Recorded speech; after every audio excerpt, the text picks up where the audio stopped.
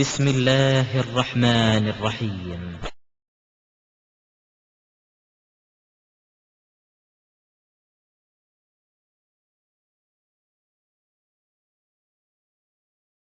அல்ஹம்துலில்லாஹ்.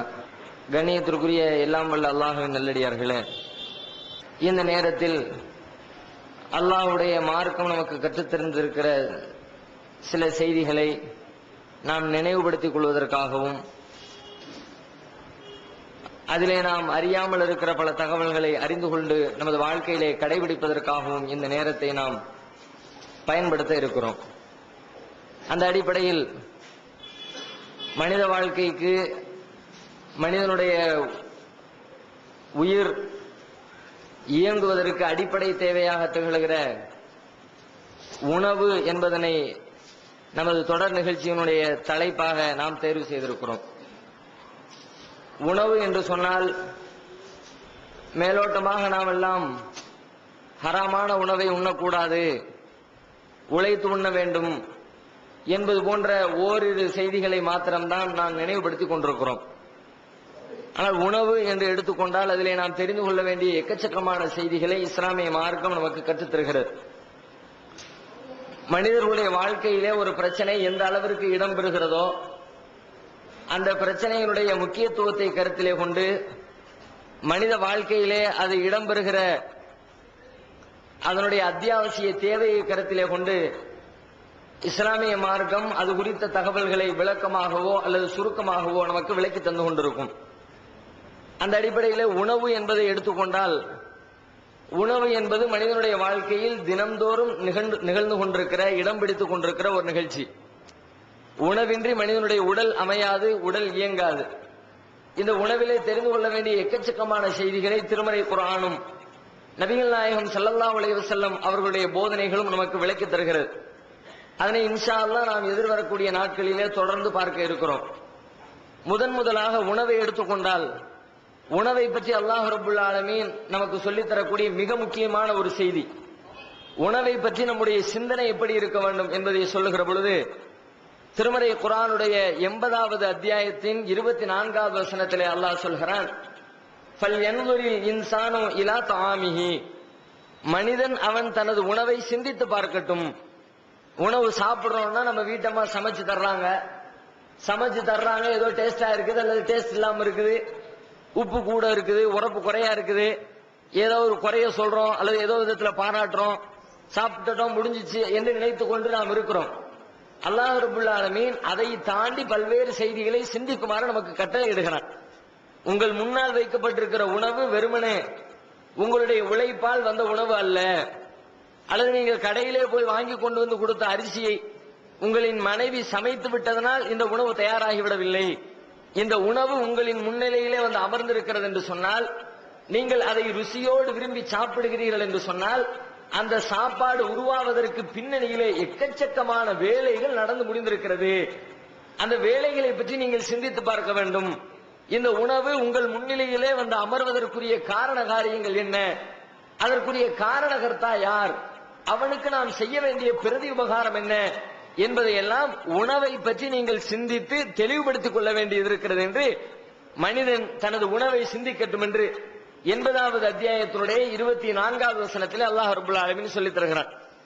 அல்லாஹ் முதல்ல நாம சிந்திக்க வேண்டிய செய்தி என்னன்னா, உணவு நமது முன்னிலையில இருக்கிறது என்று சொன்னால், இந்த உணவு நம்முடைய உழைப்பால, நம்முடைய மனைவியுடைய உழைப்பால வந்ததில்லை, நமக்கு உணவளித்தவன் அல்லாஹ் என்பதை முதலில் சிந்திக்க வேண்டும். பல பேர் அந்த சிந்தனை உள்ளத்துல வர்றதில்லை. நம்ம குடும்பத்துக்கு நான் தான் என் குடும்பத்துக்கு சாப்பாடு போடுறேங்கிறான். நீ நான் சாப்பாடு போட்ட, உன் தகப்பனார் உனக்கு சாப்பாடு போட்டாரா? பேச்சு வழக்கில் அப்படிதான் சொல்றோம், அப்படிதான் நம்புறோம். ஆனா அல்லாஹ் சொல்றான், எவனும் உலகத்துல யாருக்கும் சாப்பாடு போடல, நான் தான் உனக்கு சாப்பாடு போடுறேன். உலகத்துல எந்த காரியமா இருந்தாலும் சொல்லலாம், சாப்பாடு மாத்திரம் இல்ல, எந்த காரியத்தையும் நான் தான் நிர்வாகம் பண்றேன் அல்லாஹ் ரப்புல் ஆலமீன் குர்ஆன்ல திட்டவட்டமா சொல்றான். எதையும் இன்னொரு ஆள் கையில கொடுத்து நீ பாத்துக்கப்பா, நமக்கு கொஞ்சம் சிரமமா இருக்குது அல்லது கொஞ்சம் ஹெல்ப்பர் தேவைப்படுது, நீ இந்த டிபார்ட்மெண்ட்டை பாத்துக்க, எந்த டிபார்ட்மெண்ட்டையும் அல்லாஹ் ஒதுக்கல, எல்லா டிபார்ட்மெண்ட்டும் அவங்க கையில தான் இருக்கிறது. குர்ஆனுடைய பல்வேறு வசனத்துல அல்லாஹ் நமக்கு விளக்கி தரலாம்.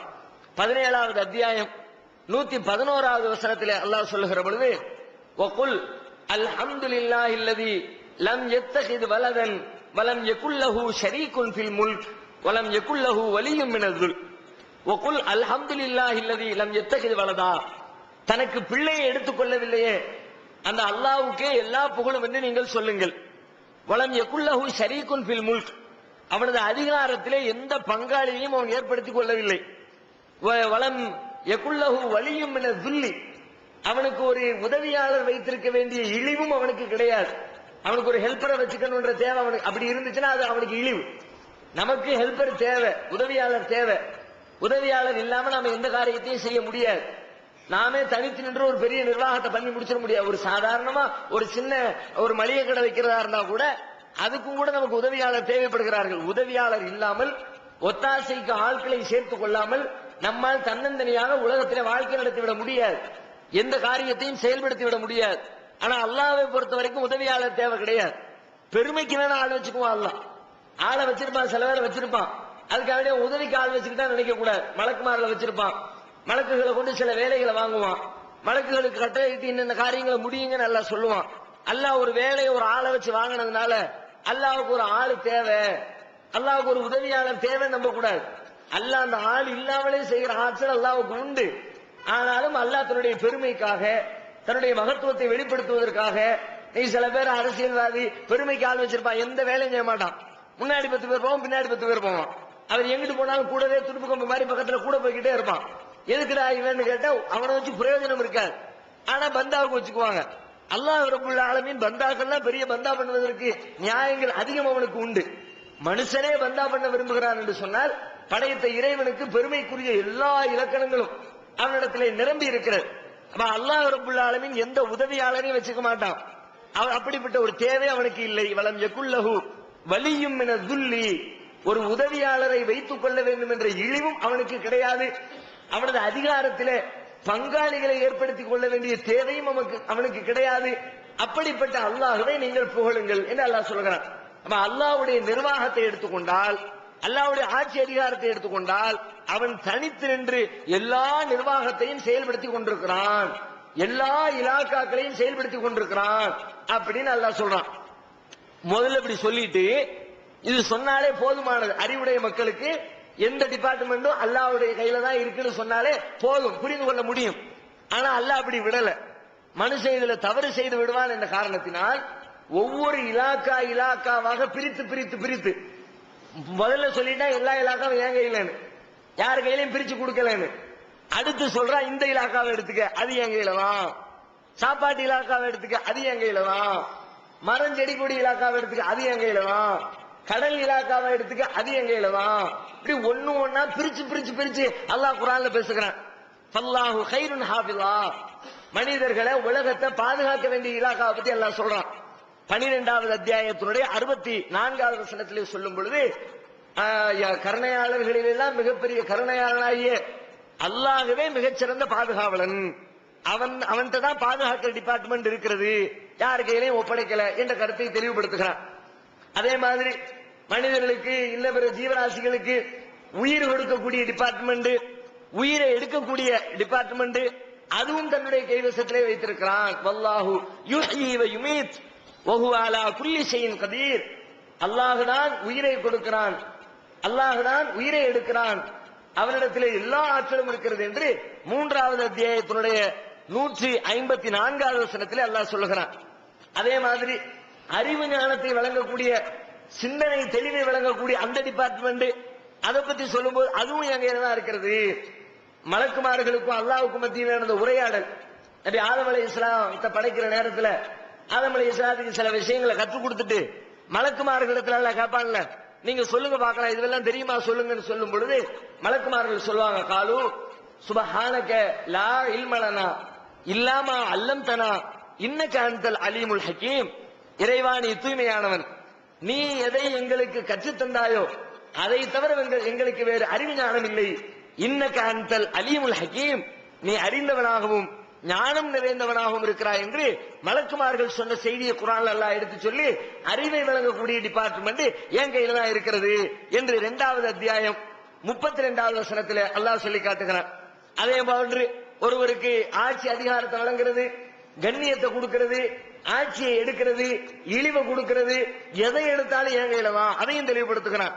குலில்லாஹும்ம மாலிகல் முல்கி தூத்தில் முல்க மன் தஷா. நபியே நீங்கள் சொல்லுங்கள், அல்லாஹ்வே மாலிகுல் முல்க், ஆட்சியாளர்களுக்கெல்லாம் மிகச்சிறந்த ஆட்சியாளனே, தூத்தில் முல்க மன் தஷா, நீ விரும்பியவர்களுக்கு ஆட்சி அதிகாரத்தை வழங்குகிறாய். வ தன்ஜிஉல் முல்க மிம்மன் தஷா, நீ நாடியவர்களிடமிருந்து அந்த ஆட்சி அதிகாரத்தை கலட்டிக் கொள்கிறாய். வ துஇஸ்ஸு மன் தஷா, நீ நாடியவர்களுக்கு கண்ணியம் கொடுக்கிறாய். வ துதில்லு மன் தஷா, நீ நாடியவர்களுக்கு இழிவை ஏற்படுத்துகிறாய். பியதிகல் கைர் இன்னக அலா குல்லி ஷைஇன் கதீர், நல்லறங்கள் அனைத்தும் உன் கைவசத்திலே இருக்கிறது, உனக்கு எல்லா ஆட்சியும் இருக்கிறது என்று அல்லாஹ் ஆட்சி அதிகாரம் அந்த டிபார்ட்மெண்ட் எங்க எழுதான். இப்படி ஒன்னா பிரிச்சு சொல்ல வேண்டிய அவசியம் இல்லை. அறிவாளிகளுக்கு, இறை நம்பிக்கையாளர்களுக்கு எல்லா டிபார்ட்மெண்ட்டும் அல்லாஹ்வுடைய கையில சொன்னாலே போதுமானது. ஆனாலும் மனிதன் தன்னுடைய அறியாமையினால், தன்னுடைய பலகீனத்தினால் சில நேரங்களில் இந்த வேலையை இவர் முடிப்பாரு நம்பிக்கை வச்சிருவான். இந்த வேலைக்கு நம்ம இவர்கிட்ட போனா காரியம் ஆயிரும், இவர் செஞ்சு தந்துருவாரு, இவரிடத்துல செல்வாக்கு இருக்கிறது, இந்த பணத்தை வைத்து இந்த வேலையை முடிப்பார், இவரிடத்திலே அதிகாரம் இருக்கிறது, காவல்துறை இவர் கைவசத்திலே இருக்கிறது, இவரிடத்திலே நிறைய எம்பிக்கள் இருக்கிறார்கள், எம்எல்ஏக்கள் இருக்கிறார்கள், முதலமைச்சரே இவருக்கு பழக்கம், பெரிய பணக்காரங்களா உங்களுக்கு நெருக்கம் என்று சொல்லி ஒவ்வொரு மனிதனிடம் இருக்கிற தனித்தனி தன்மைகளை வைத்துக் கொண்டு இவனால் இந்த காரியம் நடக்கும், அவனால் அந்த காரியம் நடக்கும் என்று சொல்லி மனிதன் சில நேரங்களில் நம்பிக்கை வைத்து விடுவான். அப்படி நம்பிடக் கூடாது என்பதற்காக வேண்டி எதுவுமே எவனாலே முடியாது, எல்லாம் ஏன்ட்டதான் இருக்குது, எதையும் நீ முடிச்சு கொடுத்துக்கோ என்று சொல்லி எந்த ஒரு இலாக்காவையும், எந்த ஒரு துறையையும், வேறு எந்த மனிதர்களின் கைவசத்திலேயும், அல்லாஹ்வுடைய வேறு எந்த படைப்புகளிடத்திலேயும் அல்லாஹ் ஒப்படைக்கவில்லை என்று சொல்லி ஒன்னா பிரிச்சு அல்லாஹ் சொல்றான். அப்படி சொல்லிக் கொண்டு வருகிற பொழுது உணவுத்துறையை பேசுகிறான். மற்ற எல்லா விஷயங்களுக்கும் பேசுவதை விட பல நூற்றுக்கணக்கான மடங்கு அதிகமான இடங்களில் திரும்ப வேற வார்த்தைகள்ல, வேற கருத்துப்பட, வேற செய்திகளோட இணைத்து சாப்பாடு விஷயம் அது என் கையில தான் இருக்குது, வேற யார் கையிலையும் கொடுக்கலங்கிறதுக்கு மற்ற எந்த செய்தியை சொல்வதற்கு கொடுக்கிற முக்கியத்துவத்தை விட உணவிற்கான தகுதி, உணவை வழங்கக்கூடிய ஆற்றல், அதிகாரம் தன் கைவசத்தில் தான் இருக்கிறது என்பதனை தெளிவுபடுத்துவதற்கு பல்வேறு வசனங்களை அல்லாஹ் திருமறை குர்ஆனிலே பயன்படுத்துவதை பார்க்கிறோம். ஏன் அல்லாஹ் அப்படி பயன்படுத்துகிறான்? மனிதன் அதுலதான் தப்பு செய்யறான் அதிகமா. சாப்பாடு விஷயத்துல மனிதன் இயற்கையில அடுத்தவர்களின் மீது, தன்னுடைய சக மனிதர்களின் மீது, நம்முடைய முதலாளிகளின் மீது, அல்லது வாழ்ந்து இறந்து விட்ட நல்லடியார்கள் என்று கருதப்பட்ட அவுலியாக்கள், மகான்கள் மீது, கொடிமரத்தின் மீது, இது மாதிரியான கற்சிலைகளின் மீது அங்கெல்லாம் நம்பிக்கை வச்சிடறான். அவங்கள்ட்ட போய் கேட்டா சாப்பாடு கிடைக்கும் என்று சொல்லி அந்த ஒரு தவறான சாப்பாடு விஷயத்துலதான் எல்லாரும் அடிபட்டு போனான். கொள்கை உறுதியா உள்ள பல பேர் கூட சாப்பாடு கிடைக்குன்னா அதுக்காக வேண்டி வளைஞ்சு கொடுத்துறான். சோத்துக்காக வேண்டி வளைஞ்சு கொடுக்குற ஆசாமியில் பாக்குறமா இல்லையா? சோறுக்காக வேண்டி வெக்கத்தை விடுறதா இருந்தாலும் விட்டுற, மானத்தை விடுறதுனால விட்டுற, கொள்கையை விடுறதுனால விட்டுற, எதை வேணாலும் விட சொல்லி ஒரு பொட்டம் பிரியாணி பொட்டலம் வாங்கி தருவியா? ஒரு பிரியாணி பொட்டலத்துக்காக வேண்டிய மொத்த வாழ்க்கையை அடகு வைக்கக்கூடிய ஆட்கள்லாம் இருக்கிறாங்க. அப்ப சாப்பாடத்தான் பெருசா நினைக்கிறான் பல பேரு, சாப்பாடு தான் ரொம்ப முக்கியம் நினைக்கிறான் பல பேரு. அதனால சாப்பாடு விஷயத்துல அவர்களுக்கு அதிகமான போதனை தேவைப்படுகிறது என்பதனை உணர்ந்த அல்லாஹ் ரப்பல் ஆலமீன் சாப்பாட்டை பற்றி, உணவை பற்றி திரும்ப அதை தான் வழங்குவதாக பல்வேறு வசனங்களின் மூலமாக வலியுறுத்துகிறான். எப்படி சொல்லுகிறான்? 51வது அத்தியாயம் 58வது வசனம் சூரத்து தாரியாத்துல 58வது வசனத்துல அல்லாஹ் சொல்கிறான், இன்னல்லாஹ ஹுவர் ரஸாக்கு ذுல் குவத்தில் மத்தீன், அல்லாஹ் தான், அவன்தான் ரிஸ்க் அளிக்கிறான், அவன்தான் உணவளிக்கிறான். ذுல் குவத்தில் மத்தீன், அவன் ஆற்றல் உடையவன், நல்ல அதிகாரம் உடையவன், உணவளிக்கிறது அவன் என்று அந்த வசனத்தில் அல்லாஹ் பேசுகிறான். அதே மாதிரி பெற்றோர்கள் நினைக்கிறாங்கல்ல, பிள்ளைகளுக்கு நாம தான் உணவளிக்கிறோம், பிள்ளைகள் நினைக்கிறாங்க நம்ம தகப்பனார் நமக்கு சாப்பாடு கொடுக்கிறாரு, அவர் இல்லாட்டி சாப்பாடு நமக்கு கிடைக்காதுன்னு நினைக்கிறார்கள். வீட்டுல சம்பாதிச்சு கொடுக்கக்கூடிய ஒருத்தர் இறந்து போயிட்டாருன்னா இனிமே நமக்கு சாப்பாட்டுக்கு வழி இல்லையே, இவ்வளவு நாள் அவர் தானே படி இழந்தாரு என்று சொல்லி வீட்டுல முக்கியமானவர்களின் மீது நம்பிக்கை வைக்கப்படுகிறது. அந்த அடிப்படையில தான் இந்த குழந்தை பெற்றெடுக்கக்கூடியவங்க கூட அந்த குழந்தைகள் விஷயத்துல கணக்கு போடுவாங்க. சில நேரத்துல 2 குழந்தை பிறந்துருச்சு, 3 பிள்ளை பிறந்துருச்சு, நமக்கு இருக்கிற வசதி இவ்வளவுதான், பிள்ளைகளை சாப்பாடு கொடுத்து வளர்த்து ஆளாக்கலாம் முடியாது, அதனால 2ஓட நிப்பாட்டிக்குவோம், என்ன பிள்ளைய வளர்த்து எல்லா விதத்திலையும் ஆளாக்குற பொறுப்பு இவர் கையில இருக்கிற மாதிரி நினைத்து கொண்டு ரெண்டோட போதும்னு சில பேர் முடிவு எடுப்பாங்க. சில பேர் அந்த கருவை கூட கொலை செய்யக்கூடிய பாதக செயலை கூட செய்யறாங்க. அல்லாஹ் சொல்றான், வலா தக்துலு அவுலாதக்கும் மின் இம்லாக்கின், வறுமையை பயந்து கொண்டு உங்களுடைய பிள்ளைகளை நீங்கள் கொலை செய்யாதீர்கள். நஹ்னு நர்சுகுஹும், நாம் தான் அவர்களுக்கு உணவளிக்கிறோம். அவர்களுக்கு உனக்கு நீ நடிச்சுக்கிட்டேன்னு வச்சுக்காத, அப்படி ஒரு கேள்வி வரும்ல. அவங்களுக்கு நாம கொடுக்கிறோம்னா அப்ப நமக்கு நாம தான், அவருக்கு அல்லாஹ் கொடுத்துறான், எனக்கு நான் தான் அந்த கருத்து வந்துருவிட, அந்த கருத்து வந்துவிடக் கூடாது என்பதற்காக வேண்டி ரெண்டையும் சேர்த்து சொல்லலாம். நஹ்னு நர்சுகுஹும், அவர்களுக்கு நாம் தான் உணவளிக்கிறோம். வையாக்கும், உங்களுக்கு நாம தான் ரிஸ்க் அளிக்கிறோம். உங்களுக்கு நீங்களே சம்பாதிச்சுக்கிறோம் கேள்விய. அவன் சின்ன பிள்ளை, அவனுக்கு அல்லாஹ் சாப்பாடு கொடுக்குறான், நாம பெரிய பிள்ளை, நமக்கு நாமே சாப்பாடு ரெடி பண்ணிக்கிறோம் அப்படி நினைக்காதப்பா. அவர்களுக்கும் நாமே உணவளிக்கிறோம், உங்களுக்கும் நாம் தான் உணவளிக்கிறோம், வேற யாரும் உணவளிக்கல, உன் திறமையை வச்சு நீ சாப்பிட்டுற என்ற கருத்தை 6வது அத்தியாயம் 151வது வசனத்தில் அல்லாஹ் ரப்பல் ஆலமீன் சொல்லி தருகிறான். அதே மாதிரி உலகத்தில் இருக்கிற எத்தனையோ ஜீவராசிகள், நாமாவது சாப்பாட்டுக்காக வேண்டி சில வேலைகளை செய்யறோம். ஒரு ஊருக்கு பயணப்படுறதா இருந்தா சாப்பாடுகளை தயாரித்துக் கொள்கிறோம். அங்க சாப்பாடு கிடைக்குமா இல்லையா அப்படின்ற பயம் இருந்தால் முன்னமே சாப்பாடு ரெடி பண்ணிக்கிட்டு சுமந்து கொண்டு செல்கிறோம். ஆனா பறவைகளை எடுத்துக்கொண்டால், எத்தனையோ விலங்குகளை எடுத்துக்கொண்டால், அவைகள் சாப்பாட்டை தூக்கிக்கிட்டே அலைகிறது இல்லை. போற இடத்துல அதுக்கு சாப்பாடு கிடைச்சுக்கிட்டே இருக்கிறது. அது அல்லாஹ் சொல்றான், வகஅய்யிம் மின் தாப்பத்தின் லா தஹ்மிலு ரிஸ்கஹா அல்லாஹு யர்சுகுஹா, பூமியில எத்தனையோ ஜீவராசிகள் தம்முடைய உணவை அவை சுமந்து செல்வதில்லை, அல்லாஹு யர்சுகுஹா, அல்லாஹுதான் அவைகளுக்கு உணவளிக்கிறான். சாப்பாட்டை பத்தி எந்த சிந்தனையும் இல்லாம இருக்கும். காலங்காத்தால வெற்று வயிறோடு கூட்டை விட்டு வெளியில போகும். சாயங்காலம் மீண்டும் கூட்டுக்கு திரும்ப வரும் பொழுது வயிறு நிறைஞ்சிருக்கும். தன்னுடைய குருவிகளுக்கு கொடுப்பதற்கு தேவையாக ஒரு ஓரத்துல உணவுகளை தானியங்களை சேகரித்துக் கொண்டு குருவிக்கு கொண்டு வந்து தன்னுடைய குஞ்சுகளுக்கு கொண்டு வந்து கொடுக்கிற வகையில அவைகளுடைய உணவு தேவையை அல்லாஹ் நிறைவேற்றுகிறான். அது எந்த பிளானும் போடுறது இல்ல, எந்த இடத்தையும் குறிப்பிட்டு வைக்கிறது இல்ல. இந்த இடத்துல நமக்கு சாப்பாடு இருக்குது, டெய்லி நாம இந்த இடத்துக்கு வந்துடணும், எந்த திட்டமும் இல்ல. நாம இங்க இருந்து வெளியே கிளம்பும் போது சாப்பாட்டுக்கு சாப்பாடு தேவைப்படுமே, அதுக்காக குறைஞ்சபட்சம் பணத்தை எடுத்து வச்சுக்குவோமே, பணம் எடுத்து வைப்போம். அல்லது ஒரு ஏடிஎம் கார்டையாவது தூக்கி வைப்போம். எந்த கிளியாவது எந்த குருவியாவது ஏடிஎம் கார்டை தூக்கி வைக்குதா, ஏதாவது பிளான் பண்ணுதா, இந்த இடத்துலதான் நமக்கு உணவு இருக்கிறது என்று தீர்மானிக்கிறதா? எந்த தீர்மானமும் இல்லாமலே அல்லாஹ் ரப்பல் ஆலமீன் உணவு தானியங்களை சுமந்து செல்லாத அந்த உயிரினங்களுக்கு அல்லாஹுதான் உணவளிக்கிறான். அதை சொல்லிவிட்டு அடுத்து சொல்றான், வையாக்கும், அவங்களுக்கு மட்டும் இல்லப்பா உங்களுக்கும் அல்லாஹ் உணவளிக்கிறான். எல்லா இடத்திலும் நம்ம கவனமான வார்த்தைகள். உனக்கு நான் தான் நீ மறந்துடக் கூடாது என்ற கருத்தை மனிதனுடைய உள்ளத்திலே பதிய வைப்பதற்காக வேண்டி எல்லா இடங்களிலும் உனக்கு நான் தான் கொடுக்கிறேன், உனக்கு நான் தான் கொடுக்கிறேன் என்ற கருத்தை திரும்ப திரும்ப அல்லாஹ் வலியுறுத்துவதை பார்க்கிறோம். அதே மாதிரி சில பேர் நினைக்கிறாங்க, சில அவுலியாக்கள், மகான்கள், பெரியார்கள், கொடிமரம், தர்கா, இன்னொரு கற்சிலைகள், அவங்க இடத்துல போய் பிரார்த்திக்கிறாங்க. தங்களுடைய உணவு தேவையை நிறைவேற்றி தருவதற்காக வேண்டி அவங்க இடத்துல போய் கையெண்ணி இருக்கிறார்கள். அல்லாஹ் அதை பத்தி சொல்றான். அவங்கள்ட்ட போய் கேட்கிற ஆட்களை பத்தி சொல்லும் பொழுது 16வது அத்தியாயம் 73வது வசனத்திலே சொல்லி காட்டுகிறார், வயஅபுதூன மின் தூனில்லாஹி மா லா யம்லிகு லஹும் ரிஸ்கன் மினஸ் ஸமாவாதி வல் அர்தி ஷைஅன் வலா யஸ்ததியூன். அவர்கள் அல்லாஹ்வை விட்டு மற்றவர்களை வணங்குகிறார்கள். யாரை? மா லா யம்லிகு லஹும் ரிஸ்கன் மினஸ் ஸமாவாதி வல் அர்தி ஷைஅன், வானத்திலேயும் பூமியிலேயும் அவர்களுடைய உணவை கொஞ்சம் கூட கைவசத்திலே வைத்திருக்காத, நம்முடைய உணவு அவங்க கையில இல்ல, சிறிதளவுக்கு கூட இல்ல, கொஞ்சம் கூட இல்ல. நமக்கு நம்முடைய சாப்பாட்டுக்கும் அவங்களுக்கு சம்பந்தமே இல்ல. அப்படி அவர்களுடைய உணவை கொஞ்சம் கூட கைவசத்திலே வைத்திருக்காதவர்களை போய் அவர்கள் அழைக்கிறார்கள்.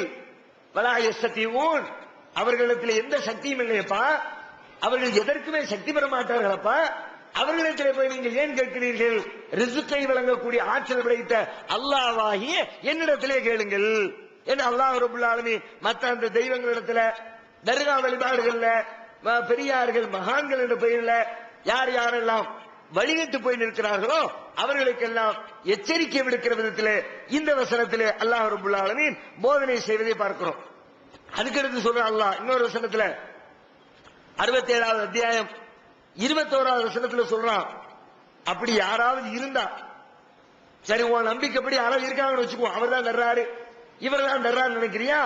அல்லாஹ் ஒரு கேள்வி எழுப்புகிறான், அம்மன் ஹாதல்லதி எரிசுக்கும் இன் அம்சக ரிஸ்கா. அல்லாஹ் ரப்பல் ஆலமீன் அவன் வழங்கி கொண்டிருக்கிற உணவை தடுத்து விட்டால் உங்களுக்கு அந்த உணவை கொண்டு வந்து தரக்கூடியவன் வேறு எவனடா இருக்கிறான்? அல்லாஹ் வந்துகிட்டு இருக்கிற ரிஸ்க நிப்பாட்டுனா உனக்கு கொண்டு வர்றது யார் இருக்கிறா?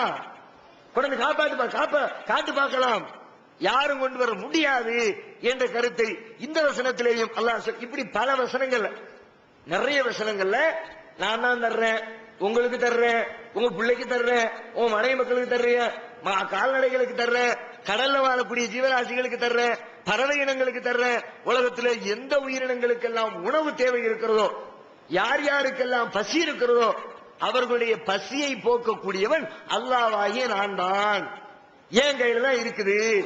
இதை நாம முதல்ல நம்முடைய உள்ளத்தில் ஆழமாக பதிய வைக்க கடமைப்பட்டிருக்கிறோம். உண்மையில நம்முடைய உள்ளத்துல இது இருக்குதான்ற டவுட்டா தான் இருக்கு. பல பேர் சொல்றோம் வாயில, அல்லாஹ் தான் எல்லாம் செய்யறான், அல்லாஹ் தான் தர்றான், ஆனா உள்ளத்துல இருக்குதா? உள்ளத்துல நாம அல்லாஹ்வின் மீது நம்பிக்கை இல்லாமல் வேறு வேறு அவருடைய படைப்புகளின் மீது நம்பிக்கை வச்சிருக்கிறோம். அதனாலதான் ஒரு வியாபாரம் நடத்திக்கிட்டு இருப்போம், அந்த வியாபாரத்தில் ஒரு பெரிய இழப்பு ஏற்பட்டு விட்டது, வியாபாரம் நஷ்டம் அடைஞ்சிருச்சு, தலையில கை வச்சுட்டு உட்கார்ந்துடுறாரு, இனிமே நான் என்ன போறேன் தெரியல, என்ன பண்ண போறேன் தெரியலையே. அல்லாஹ் தான் சாப்பாடு கொடுக்கறான்னு நம்பிக்கை இருந்துச்சுன்னா கவலை வருமா? ஒரு பெரிய பயம் வருமா? ஆகா எல்லாம் போச்சு, எல்லாம் இழந்துட்டோமே, நிர்கதியா நிக்கிறமே, ரோட்ல நிக்கிறமே, இனிமே நம்ம சாப்பாட்டுக்கு என்ன வழி என்று யோசிப்போமா? யாரும் யோசிக்க போறது இல்ல. அல்லாஹ் எப்படி தருவான்பா? அதான் ரசூலுல்லாஹ் சொன்னாங்க, அல்லாஹ்வின் மீது நீங்கள் நம்பிக்கை வைக்கணும். எப்படி? ஒரு பறவை நம்புவதை போன்று நீங்கள் நம்பிக்கை வைத்தால். அல்லாஹ்விடத்தில் நம்பிக்கை எப்படி வைக்கணும்னா, ஒரு பறவை நம்புது எப்படி? எந்த காரண காரியமும் இல்லாம நம்பு. அல்லாஹ் ரிஸ்க் தருவான் நம்புது, வெத்து வயிறோட கூட்ட விட்டு வெளியில கிளம்புது, அல்லாஹ்வை தவிர வேற யாரும் சாப்பாடு தர முடியாது நம்புத. அந்த நம்பிக்கைக்கு அல்லாஹ் சாப்பாடு கொடுத்தானா இல்லையா? அது மாதிரி ஓ ரப்பு உனக்கு தருவான், நீ நம்பு, கண்டிப்பா உனக்கு தருவான். ஒமா மின் தாபத்தின் ஃபில் அர்தி இல்லா அலல்லாஹி ரிஸ்குஹா. பூமியில இருக்கிற எந்த ஜீவனாக இருந்தாலும் அதனுடைய உணவுக்கு அல்லாஹ் பொறுப்பேற்காத எந்த ஜீவராசியும் இல்லை. ஒரு வண்டுக்கு சாப்பாடு கொடுக்கிறான், ஒரு பள்ளிக்கு சாப்பாடு கொடுக்கிறான், ஒரு பன்றிக்கு சாப்பாடு கொடுக்கிறான், ஒரு கழுதைக்கு சாப்பாடு கொடுக்கிறான், ஒரு குதிரைக்கு சாப்பாடு கொடுக்கிறான். அவனால் படைக்கப்பட்ட உயர்ந்த படைப்பினவாக கருதப்படுகிற மனுஷனுக்கு கொடுக்க மாட்டானா? கொடுப்பான். எப்ப கொடுப்பான்? நீங்க நம்பணும், அல்லாஹ் தான் தர்றான் நம்பணும், வேற யாரும் தரல நம்பணும். அல்லாஹ் தவிர வேற யாரும் தரப்போறது இல்லைன்னு உள்ளத்தை ஆழமா உட்காரணும். யாரெல்லாம் நீ தான் ஒன்ன விட்டா எனக்கு வேற யார் இருக்கிறான்னு கையேந்தணும். அப்படி ஏந்தி இருக்கிறோம் நாம கேட்டு பார்ப்போமே, அல்லாஹ்விடத்துல போட்டு வைப்போமே மனுவே, 10ஓட 11 அத்தோட இது ஒண்ணு கிடைச்சா கிடைக்கட்டுமே. மயிரை கெட்டி மழையை இழுப்போம், வந்தா மழை, அந்த போச்சு என்ன பெருசா உசுரா போச்சு, மசுரு தானே போச்சு அப்படிங்கிற மாதிரி அல்லாஹ்ட்ட போட்டா அது அல்லாஹ்வுக்கு பிடிக்காது, அல்லாஹ் அதை விரும்ப மாட்டான். என்ன விட்ட ஆள் இல்ல நம்பணும், நீதான் தரணும்னு நம்பணும், உன்னை விட்டா வேற எங்க போய் நிப்பேன்னு நம்பணும். அப்படி அல்லாஹ்விடத்துல கேட்கணுமா? அல்லாஹ் கேட்கறான். அல்லாஹ்வுடைய தூதர் சொல்றாங்க, உதுல்லாஹ வ அன்தும் பிஹி மூகினூன். நீங்கள் அல்லாஹ்விடத்திலே துஆ செய்யுங்கள், உறுதியோடு துஆ செய்யுங்கள். ரொம்ப கன்ஃபார்மா கேட்கணும், தந்தா தாயன்னு கேட்க கூடாது, தந்துதான் தீரணும்னு கேட்கணுமா அல்லாஹ்விடத்துல. நாம ஒரு மனுஷன் நம்மகிட்ட வந்து உதவி கேட்கிறாருன்னு வச்சுக்குவோம், நாம என்ன செய்யறோம்? ஒருத்தர் வந்து கேட்கிறார், ஒரு 2000 ரூபாய் கொடுங்க, அவசரமா தேவை இருக்குது, தலையை தெரியும், இல்லைங்க இப்பதானங்க ரொம்ப கஷ்டமா இருக்கு, ஒரு சின்ன வேலையா போச்சு, இப்பதான் வீட்டுக்கு சாமான் வாங்கி போட கொஞ்ச நேரத்துக்கு கொஞ்சம் வந்துருக்க கூடாதா என்ன தேவை, கதையை விடுவோம். அவர் என்ன பண்ணுவாரு? அப்படியே சரிங்க எல்லாம் பாத்துக்கிறேன்னு போயிட்டா விட்டுருவோம். போயிட்டாரியான் அந்த ஆள் மல்லுக்கு நிக்கிறார், இல்லங்க வேற யாருங்க போவேன், உங்களை விட்டா எனக்கு யாரும் தெரியும், இந்த ஊர்ல நீங்க ஒரு ஆள் தான் பழக்கம், நீங்க தான் கொடுக்குற ஆளு, மத்த எல்லா பேரும் எவனும் கொடுக்க மாட்டான், எல்லாம் கஞ்ச பையனா இருக்கிறான், என் பொண்டாட்டி ஆஸ்பத்திரியில சேர்த்துட்டு வந்துட்டேன், நான் என்ன பண்றது அப்படின்னு ஒரு 1/2 மணி நேரம் நின்னாரு வச்சுக்குவோம். அப்ப உள்ளத்தை கரைச்சிரும். இப்ப நாமே என்ன எதிர்பார்க்கிறோம்? தட்டி விடுவோம், போனா போயிட்டு போறாரு, வேற விட்டா போய் வாங்கிக்குவோம், அப்படிதான் நினைக்கிறோம். நம்மளை விட்டு ஆள் இல்லைன்னு நினைக்கிறவருக்கு கொடுக்கறது மாதிரி தந்தா தாங்க, தராட்டி நீங்க தராட்டி என்ன, எனக்கு ஊர்ல ஆளா இல்லைன்னு நினைச்சா கொடுப்போமா? நீங்க தராட்டி எனக்கு லட்சம் பேர் இருக்கிறாங்க அப்படின்னா போனா லட்சம் பேர் போய் வாங்கிக்கிறோம். நம்மகிட்ட வந்து ஒருத்தர் கேட்கிற 1000 ரூபாய் கொடுங்க, இல்ல நம்ம நீ தரலாட்டி எனக்கு ஆளை இல்ல வருவா அப்படின்னா போடா அப்படின்னு விரட்டி விட்டுருவோம். மனிதர்களாகிய நாமே நம்மிடத்திலே முழுமையாக சரணாகதி அடைய வேண்டும் என்று எதிர்பார்த்தால் படைச்ச ரப்பு எதிர்பார்ப்பானா இல்லையா? அவனுடைய எதிர்பார்ப்புக்கு நியாயம் இருக்கிறதா இல்லையா? நம்முடைய எதிர்பார்ப்பை விட படைத்த ரப்பு எதிர்பார்ப்பதற்கு 1000 மடங்கு நியாயம் இருக்கிறது. அப்ப அந்த நியாயத்தை நம்ம பூர்த்தி செய்யணும்.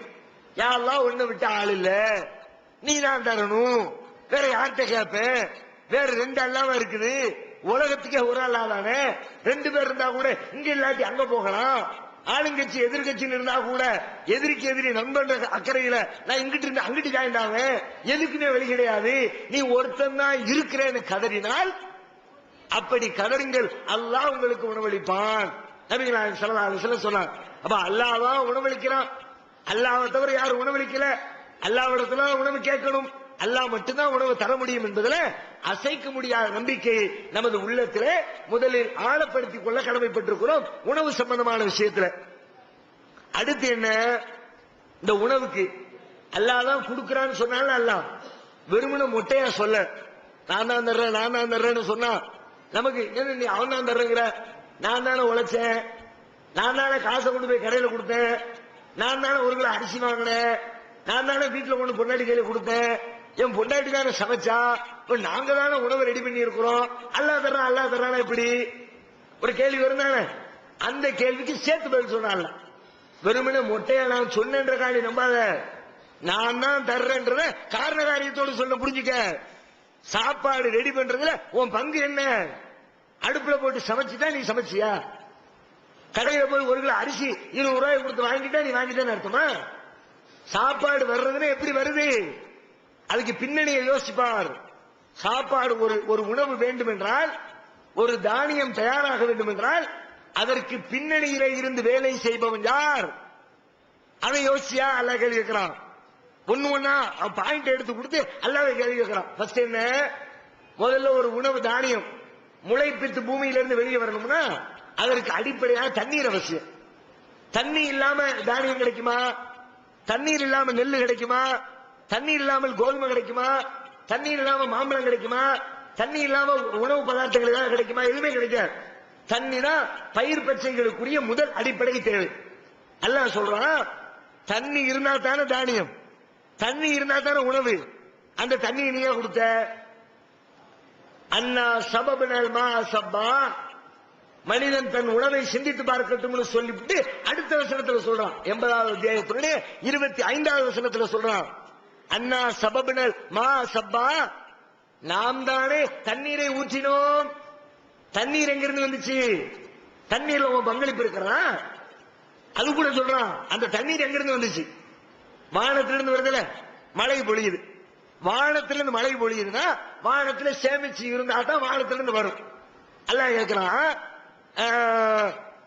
வானத்துல வான்செல்லாம் இனசமாய்மான் ஃபஸ்கைனாகுமு, வானத்திலிருந்து தண்ணீரை இறக்கி வைக்கிறோம், உங்களுக்கு அதை நாம குடிக்க வைக்கிறோம், அந்த அதை கொண்டு பயிர் பச்சைகளை முளைப்பிக்க செய்கிறோம். வானத்துல இருந்துச்சு, சேர்த்து வச்சமே, சேர்த்து வச்சதுலயாவது உன் பங்களிப்பு இருக்குதா? நீ கொண்டு போய் எடுத்து கொடுத்து தண்ணி லிட்டர் எடுத்து கொடுத்து எல்லாம் மேல தூக்கி வை, நான் தேவைப்படும் போது வாங்கிக்கிறேன், என் மரத்துக்கு ஊத்துறதுக்கு தேவைப்படும், எனக்கு தண்ணீர் தாகத்துக்கு தேவைப்படும், அந்த நேரத்தில் எடுத்துக்கிறேன்னு சொல்லிவிட்டு நீ வானத்தில் சேமித்து வச்சியா? ஒமா அன்தும் லஹு பிகாஸினீன், வானத்திலே நீங்கள் அதை சேமித்து வைக்கக்கூடியவர்களா இல்லை. வானத்தில் சேமிச்சு வச்சது நான் தானே. சரி, சேமிக்கிறதுக்கு ஹெல்ப் ஆகுது பண்ணுவியா? எடுத்து கொடுத்தியா? கீழே இருந்து தானே போகுது வானத்துக்கு, பூமியில இருந்து போகுது. கடல் நீர் ஆவியாகி மேகத்துல போய் மேல உட்கார்ந்து சூழ் கொண்ட காத்து போய் மேல இருந்து தண்ணி இறங்குது. கீழே இருந்து தானே போச்சு. உன் பக்கத்தில் இருக்கிற கடல்ல இருந்து தானே மேல ஏறி போச்சு. அதுல நீ ஏதாவது ஹெல்ப் பண்ணுனியா? உன்னுடைய உதவி பங்களிப்பு ஏதாவது இருந்துச்சா? நீ அந்த தண்ணி ஆவியாக்குனியா? நீ மேல எடுத்து கொண்டு போனியா? அல்லாஹ் கேட்கிறான், அலம் தர அன்னல்லாஹ யுஸ்ஜி சஹாபன் சும்மையு அல்லிஃபு பைனஹு இப்படி ஒண்ணு ஒன்னையா விவரிக்கிறான். எப்படி மழை பொழிகிறது, மழை உலகத்துக்கு பெய்விக்கப்படுகிறது என்றத இன்றைய விஞ்ஞானிகள் எப்படி விளக்குவார்களோ அதே போன்று ஒவ்வொரு படிப்படியாக அல்லாஹ் விளக்குகிறான். அலம் தர அன்னல்லாஹ், அலம் தர நீங்கள் சிந்தித்து பார்க்கவில்லையா? அன்னல்லாஹ யுஸ்ஜி சஹாபன், மேகத்தை அல்லாஹ் இழுக்கிறான். சும்மையு அல்லிஃபு பைனஹு, பிறகு அந்த மேகங்களை ஒன்றிணைக்கிறான். சும்மை எஜாலுஹு ருகாமன், பிறகு ஒன்றுக்கு மேல் ஒன்றாக அடுக்கி வைக்கிறான். வானத்திலிருந்து மழை பொழியுதுன்னா நம்ம பார்ப்போம், இருட்டா இருக்கும் கரு மேகம், ஏதோ ஒரே மேகமா இருக்கிற மாதிரி தெரியும். ஆனா நெசமா ஒரு மேகம் இல்லையா. இங்க இருந்து ஆவியாகி போகக்கூடிய அந்த ஆவி இருக்குத சின்ன சின்ன துண்டு துண்டா துண்டு துண்டா துண்டு துண்டா போய் உட்காரமா. பழக்கடையில பழத்தை அடுக்கி வச்சிருப்பாங்க, ஆரஞ்சு பழத்தை ஒண்ணு ஒண்ணா ஒண்ணு ஒண்ணா ஒண்ணு ஒண்ணா அடுக்கி டி கோபுரம் மாதிரி அடுக்குவாங்களே. கீழே நல்ல அகலமா மேல நல்ல ஒடுக்கமா அப்படி வருமே, இது மாதிரி அடுக்குவாங்களே. அது மாதிரி கீழிருந்து செல்லக்கூடிய இந்த ஆவி துளிகள், நீராவி துளிகள் மேலே ஒன்று ஒன்றாக அடுக்கப்படுகிறது. ஒண்ணுக்கு ஒண்ணு பக்கத்துல பக்கத்துல இப்படி அடுக்கி அடுக்கி அடுக்கி கீழே பேஸ் மட்டத்தில் விரிவாக்கிடுவாங்க. நல்ல விரிவாக்கிட்டு மேல ஒண்ணுக்கு மேல ஒண்ணுக்கு மேல ஒண்ணுக்கு மேல வச்சு வச்சு வச்சு அப்படியே கூம்பு வடிவத்தில். எப்படின்னா பூமியில மழை நிறுத்தப்பட்டிருக்கிற மழையல்ல ஊண்டி வச்சிருக்கிறான்ல, மலையினுடைய கீழ்ப்பகுதி அகலமா இருக்கும், மேல் பகுதி கூம்பு வடிவத்தில் இருக்கும், ஒரு ஒரு ஊசியா போய்கிட்டே இருக்கும். அந்த மாதிரி வானத்துல அல்லாஹ் அப்படி ஒரு மலை போன்று அந்த மேகத்தை அடுக்குகிறான். இன்றைய விஞ்ஞானிகள் சொல்லுகிறார்கள்.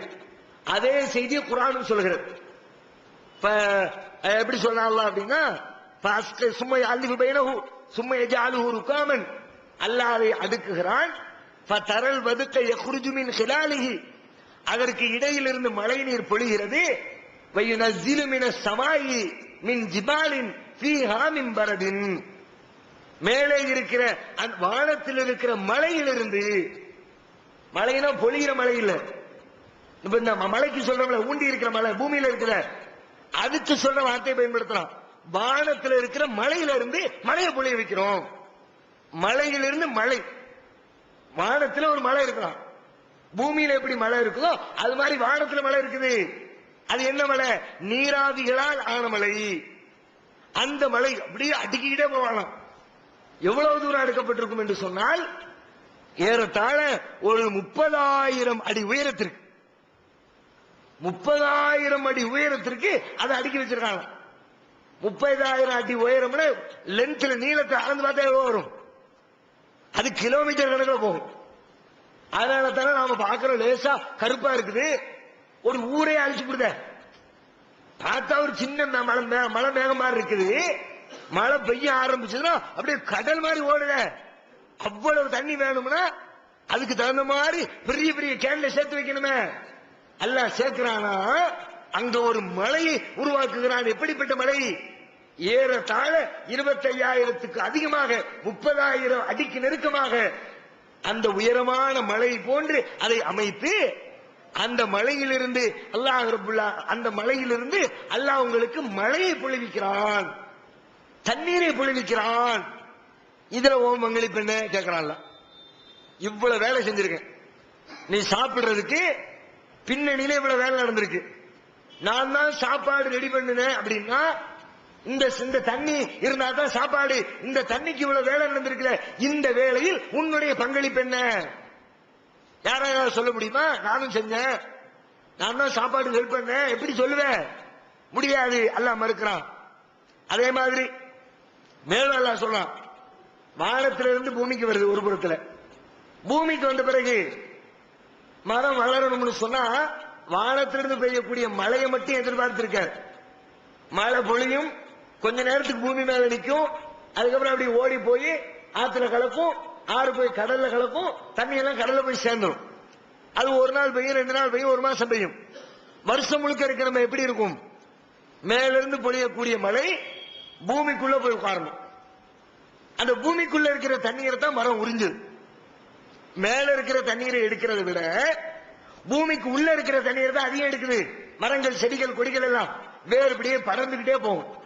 பூமிக்குள்ள எங்க தண்ணி இருக்குது, தண்ணீரை தேடி வேர்கள் போகும். தண்ணீருக்கு இடத்துல இருந்து தண்ணீரை உறிஞ்சி உறிஞ்சி உறிஞ்சி உறிஞ்சி மரம், செடி, கொடிகள் எல்லாம் வளர்ந்து தானியங்கள் எல்லாம் வளர்ந்து மனிதனுக்கு தேவைப்படக்கூடிய உணவு பதார்த்தங்கள் கிடைக்கிறது. இதுக்கு நீ என்ன செஞ்ச? பூமிக்குள்ள தண்ணியை உட்கார வைக்கணும்ல, நீ உட்கார வச்சியா? அல்லாஹ் கேட்கிறான். சொல்றான் அல்லாஹ், அன்சல்னா மினஸ் ஸமாஇ மாஅன் பிகதரின், வானத்திலிருந்து தண்ணீரை ஒரு அளவோடு நாம் இறக்கி வைத்தோம். ஃபஅஸ்கன்னாஹு ஃபில் அர்லி, பிறகு அதை பூமியிலே நாம் தான் குடியமர்த்தி இருக்கிறோம். பூமிக்குள்ள போர் போட்டு எடுக்கிறோம்ல, உள்ளுக்குள்ள உட்கார வச்சது யாரு? அது நீ வச்சியா? வச்சா கூட உனக்கு பங்களிப்பு இருக்குன்னு சொல்லலாம். அதுவும் நான் தான் வச்சேன். வைன்னா அலா தஹாபின் பிஹி லகாதிரூன், நாம் நினைத்தால் அந்த தண்ணியை ஓட்டி விட்டுருவோம், ஒரு இடத்துல நிப்பாட்டி வைப்போம். நாம நினைச்சா அதை நகர்த்தி விடுவதற்கும் ஆற்றல் படைத்தவர்களாக இருக்கிறோம். அதுல உன் பங்களிப்பு என்ன? அதுவும் உனக்கு எந்த விதத்திலையும் அந்த தண்ணீரை பூமிக்குள்ள இருத்தி வைத்ததுல உன்னுடைய பங்களிப்பு எதுவுமே இல்லை அப்படின்னு நல்லா சொல்லலாம். தண்ணீர் அவசியம், தண்ணீருக்கு மனுஷனுக்கு சம்மதம் இல்லை. அடுத்து என்ன? பூமி. பூமின்னு ஒண்ணு, பூமி தரை இருந்தா தானே செடி முளையும். பூமி உருவாகணும்ல, செடி உருவாகுவதற்கு தேவையான செட்டப்புகள் எல்லாம் பூமியில செய்யப்படணுமே. அதுல உன்னுடைய பங்களிப்பு என்ன? நீ பூமியை படைச்சியா? பூமிக்குள்ள மணலை நீ ஏற்படுத்தினாயா? பூமிக்குள்ள இருக்கிற செட்டப்புகளை எல்லாம் நீ உருவாக்கினாயா? அல்லாஹ் சொல்றான் 7வது அத்தியாயம் 54வது வசனத்திலே சொல்லுகிறான், இன்ன ரப்பக்குமுல்லாஹு அல்லதி கலக்கஸ் ஸமாவாதி வல் அர்த் ஃபீ சித்தத்தி அய்யாமின், அல்லாஹ் ரப்புல் ஆலமீன் உங்களுடைய இறைவன் வானங்களையும் பூமியையும் 6 நாட்களில் படைத்தான். 6 நாள் அல்லாஹ் வானத்தை பூமி எல்லாத்தையும் அந்த சராசரங்கள் எல்லாத்தையும் படைப்பதற்கு 6 நாட்களை எடுத்துக்கொண்ட அல்லாஹ் இந்த பூமியில மட்டும் மனுஷனுக்கு சாப்பாடு தேவைங்கிறதுனால, மனிதன் வாழ்வதற்கு தேவையான உணவு பதார்த்தங்கள் பூமியில மட்டும்தானே இருக்குது, வேற எங்கேயும் கிடையாது. வியாழன்ல கிடையாது, சந்திரன்ல கிடையாது, சூரியன்ல கிடையாது, விளைவிக்க முடியாது. ஏன்னா அங்கெல்லாம் வெயில் ஜாஸ்தியா இருக்கும் அல்லது பனி ஜாஸ்தியா இருக்கும். எந்த ஜீவராசிகளும் வாழ முடியாது, எந்த தாவரங்களும் முளைக்க முடியாது. அப்ப இந்த பூமியில தான் மனிதன் சாப்பிடுவதற்கு தேவைப்படக்கூடிய எல்லா செட்டப்புகளையும் பூமிக்குள்ள எல்லாம் செஞ்சு வச்சிருக்கிறான். அதுக்காண்டி அல்லாஹ் என்ன சொல்றான், எல்லாத்தையும் படைக்கிறதுக்கு 6 நாள், அதுல 4 நாட்கள் பூமிக்கு மட்டுமே எடுத்துக்கிட்டானா அல்லாஹ். மற்ற கோள்களோட கம்பேர் பண்ணி பார்த்தால் பூமி என்பது ஒரு கடுகு. பூமியை கொண்டு போய் வியாழனுக்குள்ள வச்சா ஒரு 10 பூமியை கொண்டு வியாழனுக்குள்ள போட்டுருவான். அவ்வளவு பெருசு இருக்கு வியாழன் கோள். சூரியன் பிரம்மாண்டமான கோள். மாதிரி எத்தனையோ கோள்கள் இருக்கு. ப்ளூட்டோ இருக்குது, வியாழன் இருக்குது, நெப்டியூன் இருக்குது. ஒவ்வொரு கோள்களுமே எக்கச்சக்கமான மடங்கு பூமியை விட பெருசு. நம்ம கண்ணுக்கு பார்க்கிற சின்ன சின்ன நட்சத்திரம், இந்த நட்சத்திரங்கள் கூட பூமியை விட பல மடங்கு பெருசு. அப்படிப்பட்ட பெரிய பெரிய கோள்களை எல்லாம் படைப்பதற்கு வெறும் 2 நாளாம். வானத்தை படைக்கிறது, சந்திரனை படைக்கிறது, சூரியனை படைக்கிறது, வியாழனை படைக்கிறது, நெப்டியூனை படைக்கிறது, ப்ளூட்டோவை படைக்கிறது.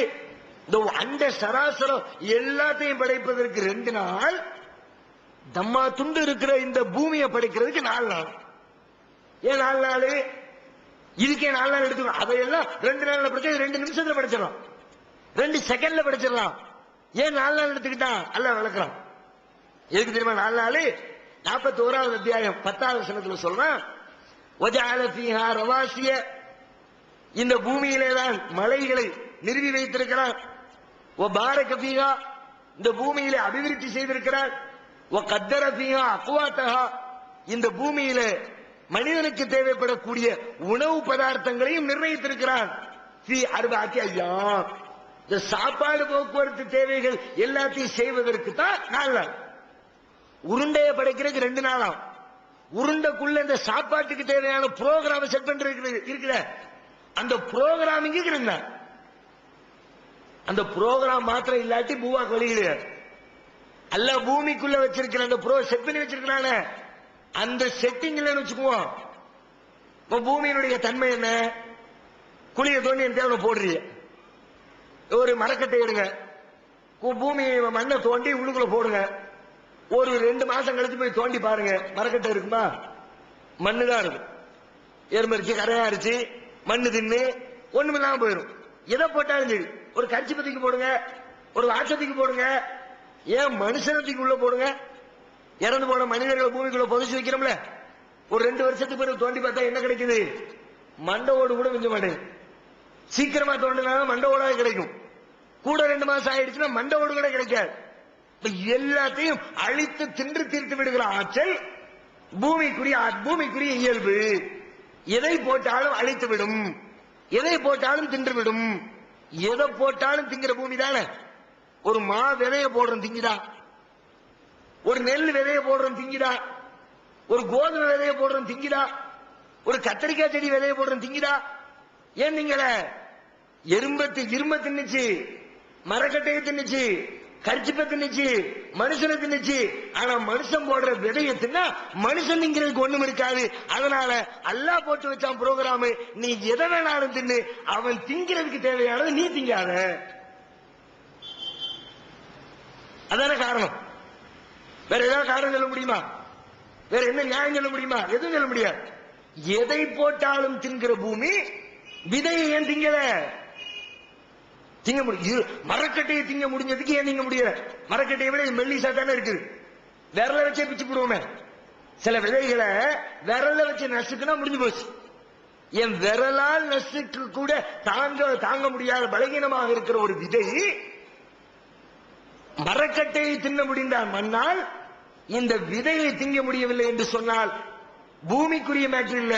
பூமிக்கு அல்லாஹ் போட்டு வச்ச புரோகிராம், நீ இதை தின்னக்கூடாது, மனிதன் தின்ன வேண்டியது இருக்கிறது, மனிதன் உண்பதற்கு உணவு தானியங்கள் தேவைப்படுகிறது என்று சொல்லி மனிதனுக்காக வேண்டி அல்லாஹ் செஞ்சு வச்ச புரோகிராம் இந்த பூமியில. இதுல நம்முடைய பங்களிப்பு என்ன? நாம என்ன செஞ்சோம்? அது இல்லாம சாப்பாடு இல்ல, அதுல நமக்கு பங்களிப்பு இல்ல. அதே மாதிரி உள்ளுக்குள்ள போட்ட விதை முளைச்சு வெளியில வருத, உள்ள உடைச்சு வெளியில வரணுமே, விதை வெடிக்கணுமே, அது யாரும் செஞ்சமா? விவசாயி தான் உழுதாரு, விவசாயி தான் பயிரிட்டாரு, விவசாயி தான் அறுவடை பண்ணினாரு, விவசாயி தான் மூட்டையில கட்டினாரு, விவசாயி தான் கொண்டு வந்து கடையில சந்தையில கொண்டு வந்து வித்தாரு. எல்லாத்தையும் விவசாயி தானே செஞ்சாரு. உள்ளுக்குள்ள இருக்கிற விதையை உடைச்சு விட்ட இந்த விவசாயியா அல்லாஹ் சொல்றான் 6வது அத்தியாயம் 95வது வசனத்தில், இன்னல்லாஹ ஃபாலிகுல் ஹப்பி வன்னவா, விதைகளையும் கொட்டைகளையும் அல்லாஹ்வே வெடிக்க செய்து முளைக்க செய்கிறான். அதை நான் இந்த நன்னின செஞ்சேன். விதை வெடிக்காட்டி உனக்கு சாப்பாடு கிடைக்குமா? சாப்பாட்டுக்கு விதை வெடிக்கணும், அந்த வேலையை நான் செஞ்சேன் அல்லாஹ் சொல்றான். விதை வெடிச்சா மட்டும் போதுமா? பூமி வெடிக்கணுமே, உள்ள இருந்து வெளியில வரணுமே, அதுக்கு என்ன செய்யணும்? பூமி வெடிக்கணும். அல்லாஹ் சொல்றான், சும்மா சக்கக்கனல் அருள சக்கா, பிறகு நாம் பூமியை பிளந்து கொடுத்தோம். உள்ள விதை வெடிச்சிருச்சு, வெளியில வரணும், பூமி மறைச்சிருக்குது. அந்த செடி வெளியில வரக்கூடிய அந்த இளம் குருத்தால முடியுமா? பூமியை கிழிச்சிட்டு வெளியே வர முடியுமா? அதுக்கு முடியாது. அது ரொம்ப மென்மையா இருக்குது. அல்லாஹ் என்ன பண்றான்? நாம வெடிக்க செஞ்சோம். 80வது அத்தியாயத்தினுடைய 26வது வசனத்துல சொல்றான். அல்லாஹ் பிளந்து கொடுக்காட்டி பூமியை கிழிச்சுக்கிட்டு வர முடியாது. சாதாரண பூமியை ஓட்ட போடுறதுக்கு எவ்வளவு கஷ்டப்படுறோம். பெரிய ட்ரில் மிஷினை வச்சு எல்லாம் உடைக்க வேண்டியது இருக்கு, கடப்பாறை மம்மட்டியை வச்சு ஓட்ட போட வேண்டியது இருக்கு. அங்கங்க தோண்டி போட்டு போயிடான். கார்பரேஷன்காரன் அவருக்கு தோண்டி போட்டுறான், கரண்ட் பில்லுக்காரன் அவருக்கு தோண்டி போட்டுறான், டெலிபோன்காரன் தோண்டி போட்டுறான். ஆனா தோன்றதுக்கு எவ்வளவு கஷ்டப்படுறான், தோன்றதுக்கு எவ்வளவு சிரமப்பட்டு தோன்றாங்க. நம்ம பூமிக்கு உள்ளுக்குள்ள இருக்கிற அந்த சின்ன இலை பூமியை கிழிச்சுக்கிட்டு வெளியே வந்தா தான் செடி முளைக்கும், மரம் ஆகும், பூ பூக்கும், காய் காக்கும், கனி கிடைக்கும், நாம சாப்பிடுறதுக்கு உணவு கிடைக்கும். அப்ப உள்ள இருந்து வெளியில வந்தா தான் சாப்பாடு. வெளியில வரணும்னா பூமி இடம் கொடுக்கணும், பூமி பிளக்கணுமே. பூமியை பிளக்க வச்சது யாரு? விவசாயி உட்கார்ந்து ஒவ்வொரு விதைக்கும் பூமியை பிளந்தாரா? நம்ம பூமிக்குள்ள விதைய போட்டு 4 நாள் ஆயிடுச்சு, இன்னைக்கு வெளியில வரும், நம்ம ரெடியா பிளந்து வச்சுக்கணும், பிளந்தாரா? இல்ல. சரி, பிளக்கிறது எப்படி? கரெக்டா பிளக்கிறான், சும்மா பிளந்து விட்டுறல. பிளந்து விட்டா வெளியில வந்து கீழே விழுந்துருமே. கரெக்டா அந்த கிரிப்பை புடிச்சுக்கிட்டு, அந்த உடம்பு இறுக்கி புடிச்சுக்கிட்டு, அந்த செடி குச்சி நிக்கிற அளவு மட்டும் விளக்கு. எவ்வளவு கரெக்டா விளக்கலாம் பாருங்க. எவ்வளவு ஓட்ட தேவையோ. நாம ஒரு ஆணி அடிக்கிறதுக்கு ஓட்ட போடுவோம். எப்படி ஓட்ட போடுவோம்? 1/2 இன்ச்சு திக்னஸ்ல ஓட்டை இருக்குன்னா நம்ம 1 இன்ச்சு ஓட்டையை போட்டுட்டு அதுக்குள்ள ஒரு மரக்கட்டை உள்ள வச்சு அடிச்சு அது உள்ளுக்குள்ள ஆணியை சொல்லுவோம். ஏன் ஓட்ட போடும்போது 1/2 இன்ச்சு ஆணிக்கு 1/2 இன்ச்சு ஓட்ட போட வேண்டியதானே? கரெக்டா ஓட்ட போட முடியல பல நேரங்கள்ல. ஆனா பூமிக்குள்ள இருந்து எப்படி? அல்லாஹ் போடுற ஓட்டை இல்ல, மனுஷன் போடுற ஓட்டை. அது அல்ல கரெக்டா மெஷர்மெண்ட் பார்த்து ஓட்ட போடுறான். அந்த பாடிக்கு 1 இன்ச்சு கனமா அரை இன்ச்சு கனமா, அந்த கணத்திற்கு தகுந்தார் போன்று அல்லாஹ் ரப்பல் ஆலமீன் அந்த அந்த பூமியை பிளந்து கொடுத்து பூமி அப்படியே பிடிச்சு நிக்கு, பிடிக்குது. மேல வளர்ந்து வர்றதுக்கு வசதியா பிடிக்குது. பிடிச்சு நிப்பாட்டி வளர விடாம பிடிக்கல, கழுத்து பிடிச்சு நெரிச்சு சாவடிக்கிற பிடிப்பு இல்ல, அப்படியே பிடிச்சிருக்குது. ஒரு விதமான அமைப்பு வளர்ந்துகிட்டே வருது, கீழையும் விழல. அப்படிப்பட்ட முறையில் பூமியை பிளந்து கொடுத்தது யார்? அல்லாஹ் தானே. நமக்கு பங்களிப்பு இருக்குதா? அல்லாஹ் கேட்கிறான். அத்தோட விடல அல்லாஹ். சரி, வெளியில வந்துச்ச, வந்த பொருட்களை திங்கிறிய, திங்கிறவர்கள் டேஸ்ட பத்தி பேசுறான் அல்லாஹ். ஒஃபில் அர்லி கிதாஉம் முத்தஜாவிராத்துன் வஜன்னாத்தும் மின் ஆனாபின் வஸர்உன் வநகீலுன் சின்வானுன் வகைரு சின்வானின் யுஸ்கா பிமாஇன் வாஹித். பூமியில பக்கத்துல பக்கத்துல பல பூமி இருக்கிறது, பல தோட்டங்கள் இருக்கிறது. பேரிச்ச தோட்டம் இருக்குது, திராட்சை தோட்டம் இருக்கிறது, கிளைகளை உடைய கிளைகள் இல்லாத பல்வேறு மரங்கள் இருக்கிறது.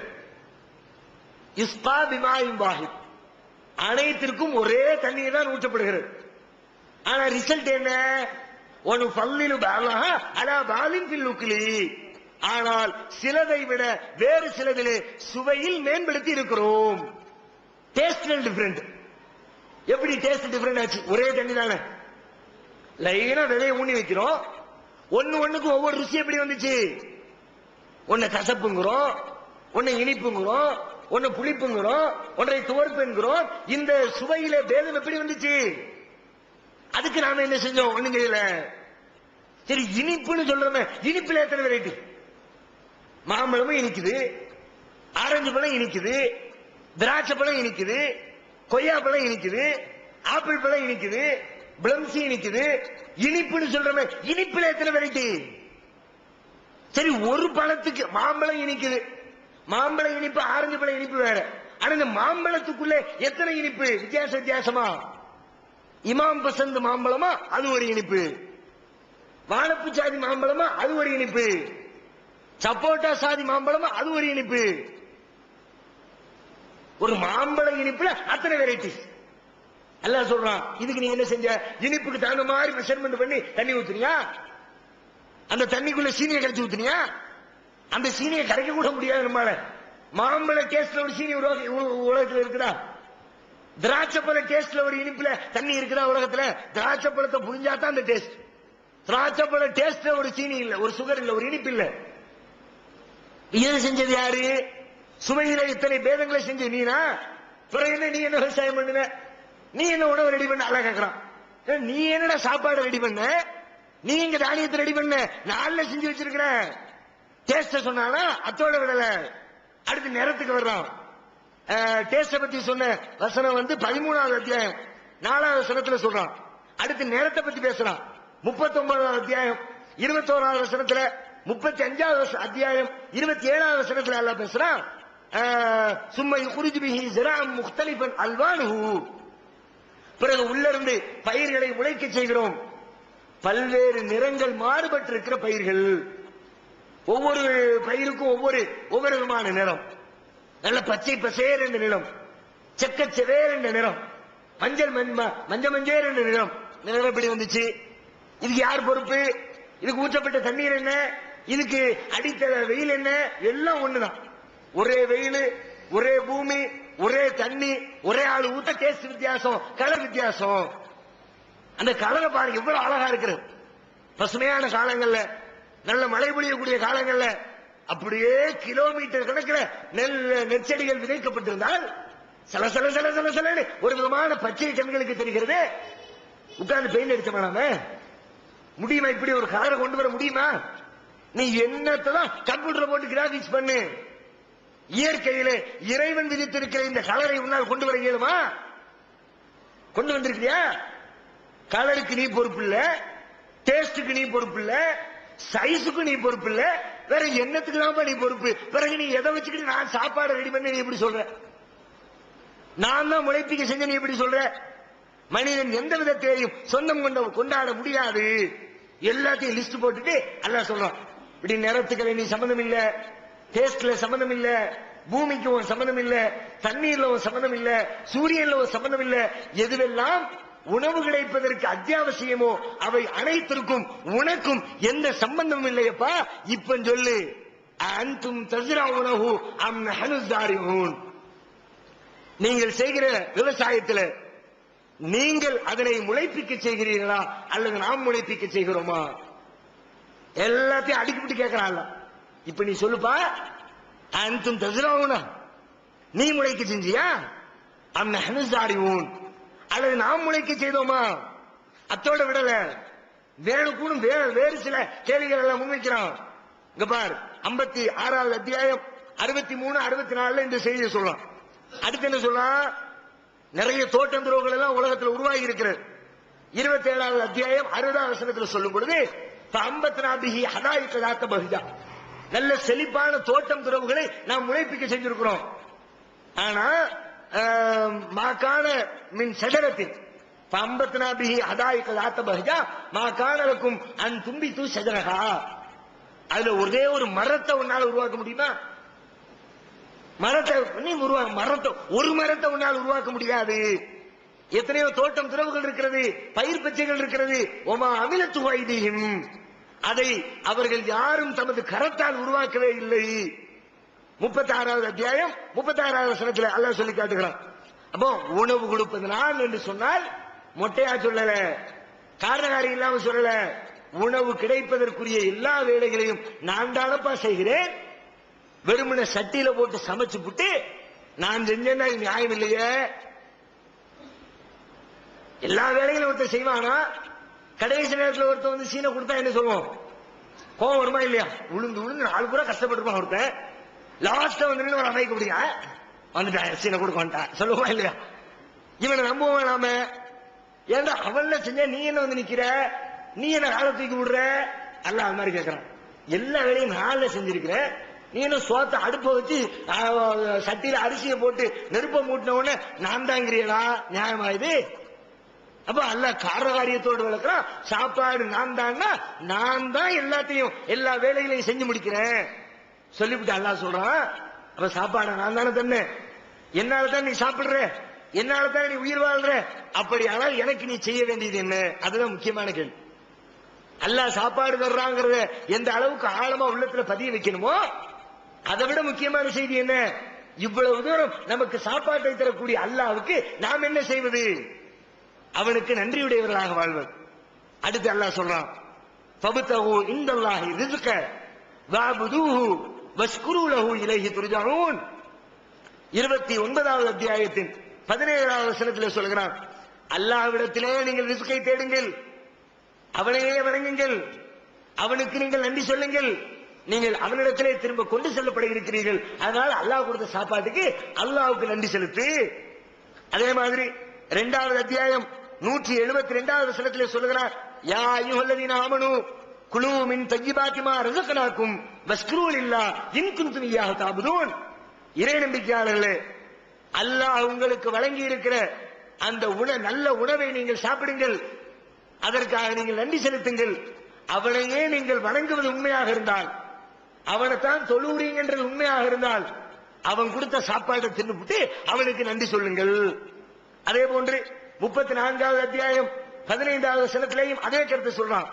குலூ மின் ரிஸ்கி ரப்பிக்கும், உங்கள் இறைவனின் உணவை நீங்கள் உண்ணுங்கள், வஷ்குரு லஹு, அதற்கு நீங்கள் சுக்ரு செய்து விடுங்கள், நன்றி செலுத்தி விடுங்கள். அல்லாஹ் தான் சாப்பாடு தர்றான், சாப்பாடு அந்த அல்லாஹ்வுக்கு தான் எல்லா புகழும் என்று சொல்லி புகழை அவன் புறத்திலே சாட்டி விடுங்கள் என்று அல்லாஹ் அவனுக்கு புகழ சொல்கிறான். அவனுக்கு நன்றியை உரித்தாக்குமாறு நமக்கு கட்டளை பிறப்பிக்கிறார். நன்றி மறந்தால் அதையும் பல வசனத்தில் சொல்லி முடிச்சிடான்.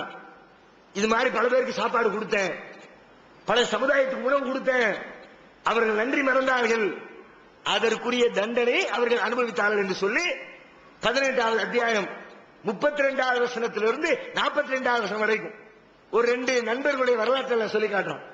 ஒருத்தனுக்கு அல்லாஹ் நிறைய செல்வத்தை கொடுத்தான். ஜன்னத்தைன் மின் ஆனாபின், திராட்சை 2 திராட்சை தோட்டங்களை கொடுத்தான். அந்த 2 திராட்சை தோட்டத்திற்கும் சுற்றியிலும் பேரித்த மரங்களை கொண்டு வேலி அமைத்தான். உமா பைனஹுமா ஸரூன், அவைகளுக்கு இடையிலே பயிர் பச்சைகளை முளைக்க செய்தான். இப்படி நிறைய உணவு தானியங்களை அல்லாஹ் கொடுத்தான். ஆனா அவன் அல்லாஹ் மறுத்தான். கடைசியிலே அவனுக்கு வழங்கப்பட்ட உணவு தானியங்கள் தோட்டங்களை எல்லாம் அழித்து அவனை அல்லாஹ் கை சேதத்தில் ஆக்கினான் என்ற வரலாற்றை 18வது அத்தியாயத்தில் 32 42 வசனங்கள் வரைக்கும் தொடர்ச்சியாக அல்லாஹ் பேசுகிறான். அதே மாதிரி 16வது அத்தியாயம் 112வது வசனத்தில் அல்லாஹ் ஒரு செய்தி சொல்லலாம்.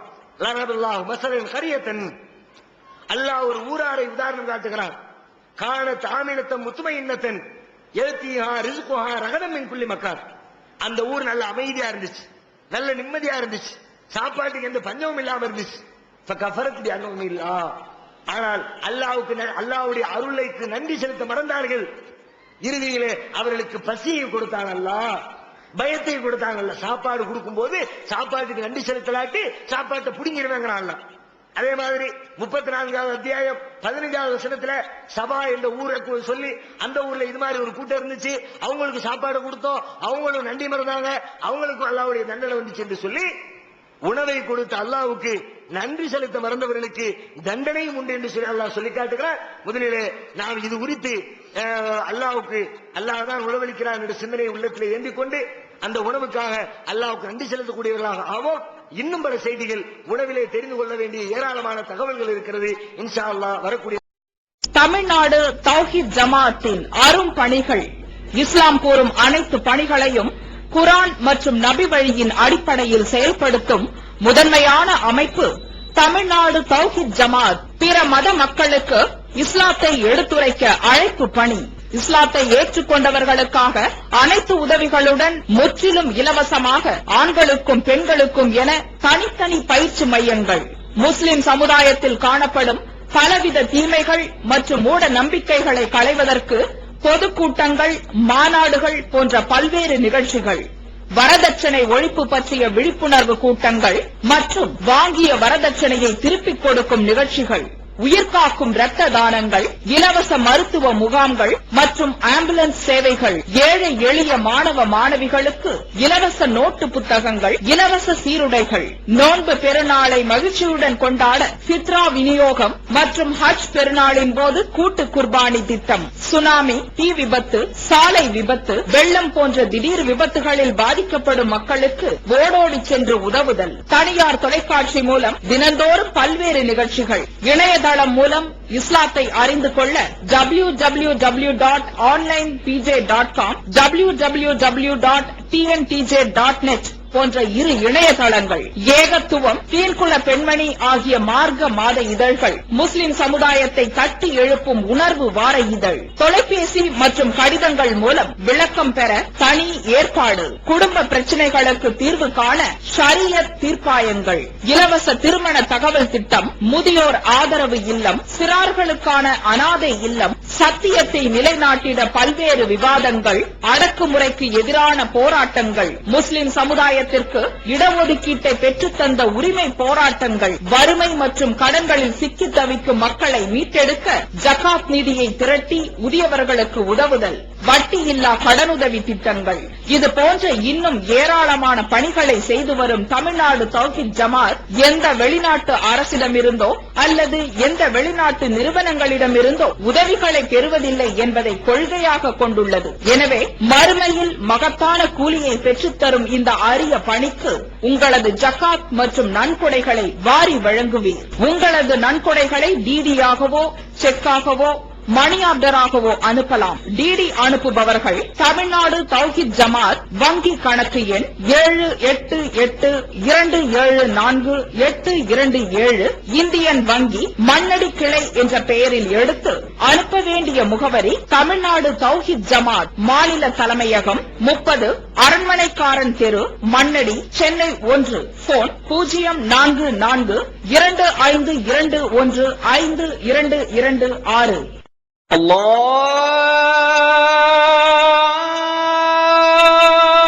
أكبر الله أكبر. بسم الله الرحمن الرحيم.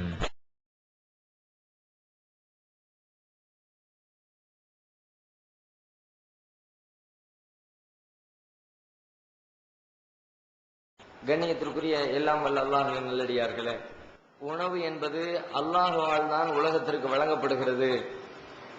என்பதனை பற்றி நாம் அழுத்தம் திருத்தமாக நம்ப வேண்டும் என்ற கருத்தையும், அதற்கான தர்க்க ரீதியான ஆதாரங்களையும், திருமறை குர்ஆனிலே இறைவன் எடுத்து வைக்கின்ற சான்றுகளையும் நேற்றைய தினம் நாம் பார்த்தோம்.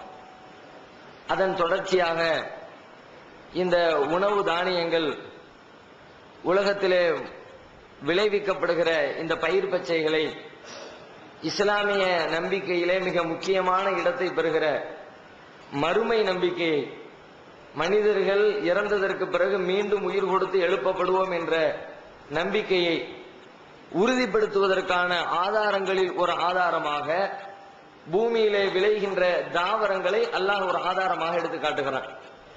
மனிதர்களாகிய நாம் அனைவருமே இறந்ததற்கு பிறகு மீண்டும் கண்டிப்பாக உயிர்ப்பிக்கப்படுவோம், அல்லாஹ்வுடைய சன்னிதானத்திலே நிறுத்தப்பட்டு நமக்கு கேள்விகள் கேட்கப்படும் என்ற நம்பிக்கை இஸ்லாத்திலே மிக முக்கியமான ஒரு நம்பிக்கை. இந்த நம்பிக்கையை உண்மைப்படுத்துவதற்காக, இது நம்புவதற்காக வேண்டி பல்வேறு விதமான காரண காரியங்களை திருமறை குர்ஆனிலே அல்லாஹ் எடுத்து சொல்கிறான். இஸ்லாத்தில் ரொம்ப முக்கியமான கடமையா இருக்கிறதுனால பல கோணங்களில் பல்வேறு ஆதாரங்களை அல்லாஹ் ரப்புல் ஆலமீன் சமர்ப்பிக்கிறான். ஏன்னா இதுலதான் அன்றைய காலத்தில் இருந்த காபிர்கள் எல்லாம் கருத்து முரண்பட்டு போய் நின்றாங்க. மற்ற எல்லா விஷயங்களையும் அவர்கள் ஏற்றுக்கொண்டால் கூட மனிதன் இறந்ததற்கு பிறகு மீண்டும் எழுப்பப்படுவானா, அது ஆச்சரியமாக இருக்கிறது, இதை எங்களால் ஏற்றுக்கொள்ள முடியவில்லை என்று சொல்லி மறுமை நம்பிக்கையை நம்ப முடியாமல் இறந்ததற்கு பிறகு மீண்டும் உயிர்ப்பிக்கப்படுவோம் என்ற நம்பிக்கை அவர்கள் மறுத்த காரணத்தினாலே கடந்த காலத்திலே எக்கச்சக்கமான பேர் இறை மறுப்பாளர்களாக மாறி போனார்கள். அதை கூட குர்ஆனிலே அல்லாஹ் சொல்லி காட்டுகிறான். 17வது அத்தியாயம் 49வது வசனத்திலே சொல்லுகிறான். அந்த காலத்து மக்கள் சொன்ன கூற்றை எடுத்து சொல்லுகிறான். காலு ஐதா மித்னா வ குன்னா இலாமன் வ ருஃபாத்தன் ஐன்னால மபூஸூன ஹல்கன் ஜதீதா, நாம் இறந்து எலும்புகள் மக்கி போனதற்கு பிறகு மீண்டும் நாம் புதிய படைப்பாக உருவாக்கப்படுவோமா, இது ஆச்சரியமாக இருக்கிறது என்றுதான் அந்த மக்கள் பேசினார்கள். இன்னொரு இடத்துல அல்லாஹ் சொல்லி காட்டுகிறான். 11வது அத்தியாயத்தினுடைய 7வது வசனத்தில் அந்த காலத்து காபிர்கள் சொன்ன செய்தியினை அல்லாஹ் தன்னுடைய வாக்குமூலத்தை போன்று பதிவு செய்கிறான். வலையின் குல்த இன்னக்கும் மபூஸூன மின் பாதில் மௌத்தி, நபியே நீர் அவர்களிடத்திலே போய் சொன்னால், என்ன சொன்னால், மின்பாதில் மௌத்தி, மரணத்திற்கு பிறகு நீங்கள் எழுப்பப்படுவீர்கள் என்று அவர்களிடத்திலே சொன்னால், லயகூலுன் அல்லதீன கஃபரு இன் ஹாதா இல்லா சிஹ்ரும் முபீன், காபிர்கள் இறை மறுப்பாளர்கள் சொல்கிறார்கள், இது தெளிவான சூனியத்தை தவிர வேறில்லை, எழுப்பப்படுறதுங்கிறதெல்லாம் சாத்தியமே இல்லை, எல்லாம் அழிஞ்சு நாசமா போயிடுச்சு, என்ன இருக்குது மனுஷன் உடம்புல, பூமிக்குள்ள கொண்டு வச்சாச்சுன்னா ஒண்ணும் மிஞ்ச மாட்டேங்குது, பிறகு எப்படி நாம எழுப்பப்படுவோங்கிறத நம்புறது, அதை நம்ப முடியாது என்றுதான், அதுதான் அவங்க இஸ்லாத்தை ஏற்றுக்கொள்ளாமல் இருப்பதற்கு, அல்லாஹ்வுடைய தூதரை மறுப்பதற்கு, அல்லாஹ்வுடைய மார்க்கத்தை மறுப்பதற்கு இந்த மறுமை நம்பிக்கை தான் அவர்களுக்கு ஒரு பெரிய தடையாக இருந்தது என்று குர்ஆனுடைய பல்வேறு வசனங்கள்ல அல்லாஹ் ரப்புல் ஆலமீன் சொல்லி தர்றான். அதனால தான் அல்லாஹ் என்ன பண்றான், இது முக்கியமான ஒரு செய்தி, மனிதர்களுடைய உள்ளத்துல சஞ்சலத்தை, ஒரு ஊசலாட்டத்தை ஏற்படுத்துகிற செய்தி என்ற காரணத்தினால இதை உள்ளத்திலே ஆழமா பதிய வச்சாதான் ஒருத்தர் நல்லவனா இருக்க முடியும். இறந்ததுக்கு பிறகு திரும்ப எழுப்பப்படுவோங்கிற நம்பிக்கை இருந்தா தான் உலகத்துல உண்மையா வாழ்வோம். வாழ்க்கையோட முடிஞ்சு போச்சுன்ற நம்பிக்கை இருந்துச்சுன்னா என்னதான் 60 வருஷம் வாழ போறோம், எப்படி வாழ்ந்தா என்ன, எவன் கேட்க போறான், எப்படியோ சுகமா இருந்துட்டு போயிருவோம், எவன் சொத்தை அபகரிச்சா என்ன, திருடுனா என்ன, ஏமாத்தினா என்ன, யார எந்த பெண்ணோட இன்பத்தை அனுபவிச்சா என்ன, நாம எப்படியோ வாழ்ந்துட்டு போறோம், வாழ்க்கை இந்த வாழ்க்கையோட முடிஞ்சு போகிறது என்று எண்ணம் இருந்தால் மனிதன் உண்மையாளனா இருக்க மாட்டான், அல்லாஹ்வுடைய மார்க்கத்திற்கு கட்டுப்பட்டு நடக்க மாட்டான். அப்ப ஒருத்தன் உண்மையான முஸ்லிமா வாழ வேண்டும் என்றால் மறுமை நம்பிக்கை தான் அதற்கு அடிப்படை அஸ்திவாரம். அதனால அல்லாஹ் என்ன பண்றான், கண்டிப்பா இறந்ததுக்கு பிறகு ஒன்னு நான் எழுப்புவேன், அது எனக்கு பெரிய கஷ்டம் இல்லை என்பதை பல்வேறு ஆதாரங்கள்ல சொல்றான். எப்படி எல்லாம் சொல்றான் அப்படின்னா, கடந்த காலத்துல எல்லாம் கண்ணுக்கு கண்ணாக நிரூபித்து காட்டினான் அல்லாஹ். ஒருத்தன் இறக்க வச்சு மரணிச்சவங்களை அப்படியே கண்களுக்கு முன்னால் உயிர்ப்பித்தெல்லாம் அல்லாஹ் காட்டியிருக்கிறான் பல்வேறு நபிமார்களுடைய காலகட்டங்கள்ல. குர்ஆன்ல ஒரு இடத்துல அல்லாஹ் சொல்கிறான், 2வது அத்தியாயம் 259வது வசனத்திலே சொல்லுகிறார், ஒரு மனிதர், ஒரு நல்லடியார் ஒரு கிராமத்தை கடந்து பயணத்தை மேற்கொள்கிறார். அவுகல்லதி மர்ர அலா கரியத்தின் வஹிய காவியத்துன் அலா உருஷிஹா, அந்த கிராமம் பாழடைந்து போய் சிதிலமடைந்து போய் கிடக்கிறது. அவர் நினைக்கிறார், அன்னா யுஹி ஹாதிஹில்லாஹு பஅத மௌத்திஹா, இப்படி சீரழிந்து கிடக்கிற இந்த ஊரை, அழிந்து நாசமாய் போய் கிடக்கிற ஊரை அல்லாஹ் எப்படி உயிர் கொடுத்து எழுப்ப போகிறான் என்று அவர் ஒரு கேள்வி கேட்கிறார். அப்ப அல்லாஹ் ரப்பல் ஆலமீன் அவருடைய உள்ளத்துல நம்பிக்கை ஏற்படுத்துறதுக்காக வேண்டி ஃபஅமாத்தஹுல்லாஹு மியதாமின், அவரையே அல்லாஹ் மூத்தாக்குறான். அவரையே 100 ஆண்டு காலத்திற்கு அல்லாஹ் மூத்தாக்கி பூமிக்கு மேல போட்டுறான். 300 வருஷம் அவரை வர்ணிக்க செய்து விட்டு 100 ஆண்டுகளுக்கு பிறகு அவரையே உலகத்தில் எழுப்புறான். அல்லாஹ் எழுப்பி அல்லாஹ் கேட்கிறான், கால கம் லபிஸ்தும், நீங்க எவ்வளவு நாள் தங்கினீங்க? அவர் சொல்றார், லபிஸ் யௌமன் அவ் பாலயம். அவர் நினைச்சுக்கிட்டாரு ஏதோ காலையில படுத்துருக்கிறோம் போல இருக்குது, எழுப்பி விட்டாங்க யாரோ அப்படின்ற மாதிரி நினைச்சுக்கிட்டு, என்ன ஒரு நாள் தங்கி இருப்பானா அல்லது ஒரு அரை நாள் இருந்திருப்பானா அப்படிங்கிறார். அப்ப அல்லாஹ் சொல்றான், லபிஸ்து மியதாம், நீர் 100 ஆண்டுகள் தூங்கி இருக்கிறீர் என்று சொல்லிட்டு இங்க பார், நீ ஓட்டிட்டு வந்த உன்னை கொண்டு வந்த கழுதையை பார், அப்படி எலும்புந்தோளுமா கிடக்கிறது. நீங்க கையில கொண்டு வந்த உணவு தானியங்களை பாருங்க, அதை ஒரு விதமா நான் பக்குவப்படுத்தி வச்சிருக்கிறேன். இந்த எலும்புந்தோளுக்கும் எலும்பாக இருக்கிற இந்த கழுதைக்கு எப்படி நாம இறைச்சியை அணிவிக்கிறோம், எப்படி தோலை போர்த்துகிறோம், எப்படி உடம்பை கொடுக்கிறோம் என்பதையெல்லாம் நீங்க பாருங்க என்று சொல்லி அவர் கேட்டதுக்காக வேண்டி அவருடைய உள்ளத்துல நம்பிக்கை வரணும்ன்றதுக்காக அவரையே மூத்தாக்கி அவர் கொண்டு வந்த சுற்றுச்சூழலை எல்லாம் காட்டி பாரு 100 வருஷம் இருந்திருக்கிற, இப்போ உன்னை நான் எழுப்பணும்ல, 100 வருஷம் சாகடிச்சு விட்டு உன்னை எழுப்ப முடிந்த அல்லாஹ்வால் உலகத்தில் இருக்க மற்ற மனிதர்களை எழுப்ப முடியாது, நம்பிக்கை கொள்ளு என்று சொல்ல அல்லாஹ் சொன்னா, உடனே அவர் சொன்னாரு, கால ஆலமு இன்னல்லாஹ அலா குல்லி ஷைஇன் கதீர், அல்லாஹ்வுக்கு எல்லா ஆற்றலும் இருக்கிறது என்று நான் உறுதியாக நம்புகிறேன் என்று அவர் சொன்னார். குர்ஆன்ல அல்லாஹ் ரப்பல் ஆலமீன் இந்த வரலாற்றை சொல்லி காட்டுகிறான். அதே மாதிரி இதே நம்பிக்கையை நபி இப்ராஹிம் அலைஹிஸ்ஸலாம் அவங்களும் இதே கேள்வி அல்லாஹ்விடத்துல கேட்கிறாங்க. இப்ராஹிமு ரப்பி அரினி கைஃப துஹீல் மௌதா, இறைவா எப்படி நீ உயிர்ப்பிக்கிறாய் அதை எனக்கு கொஞ்சம் காட்டேன் அப்படின்னு கேட்கிறார்.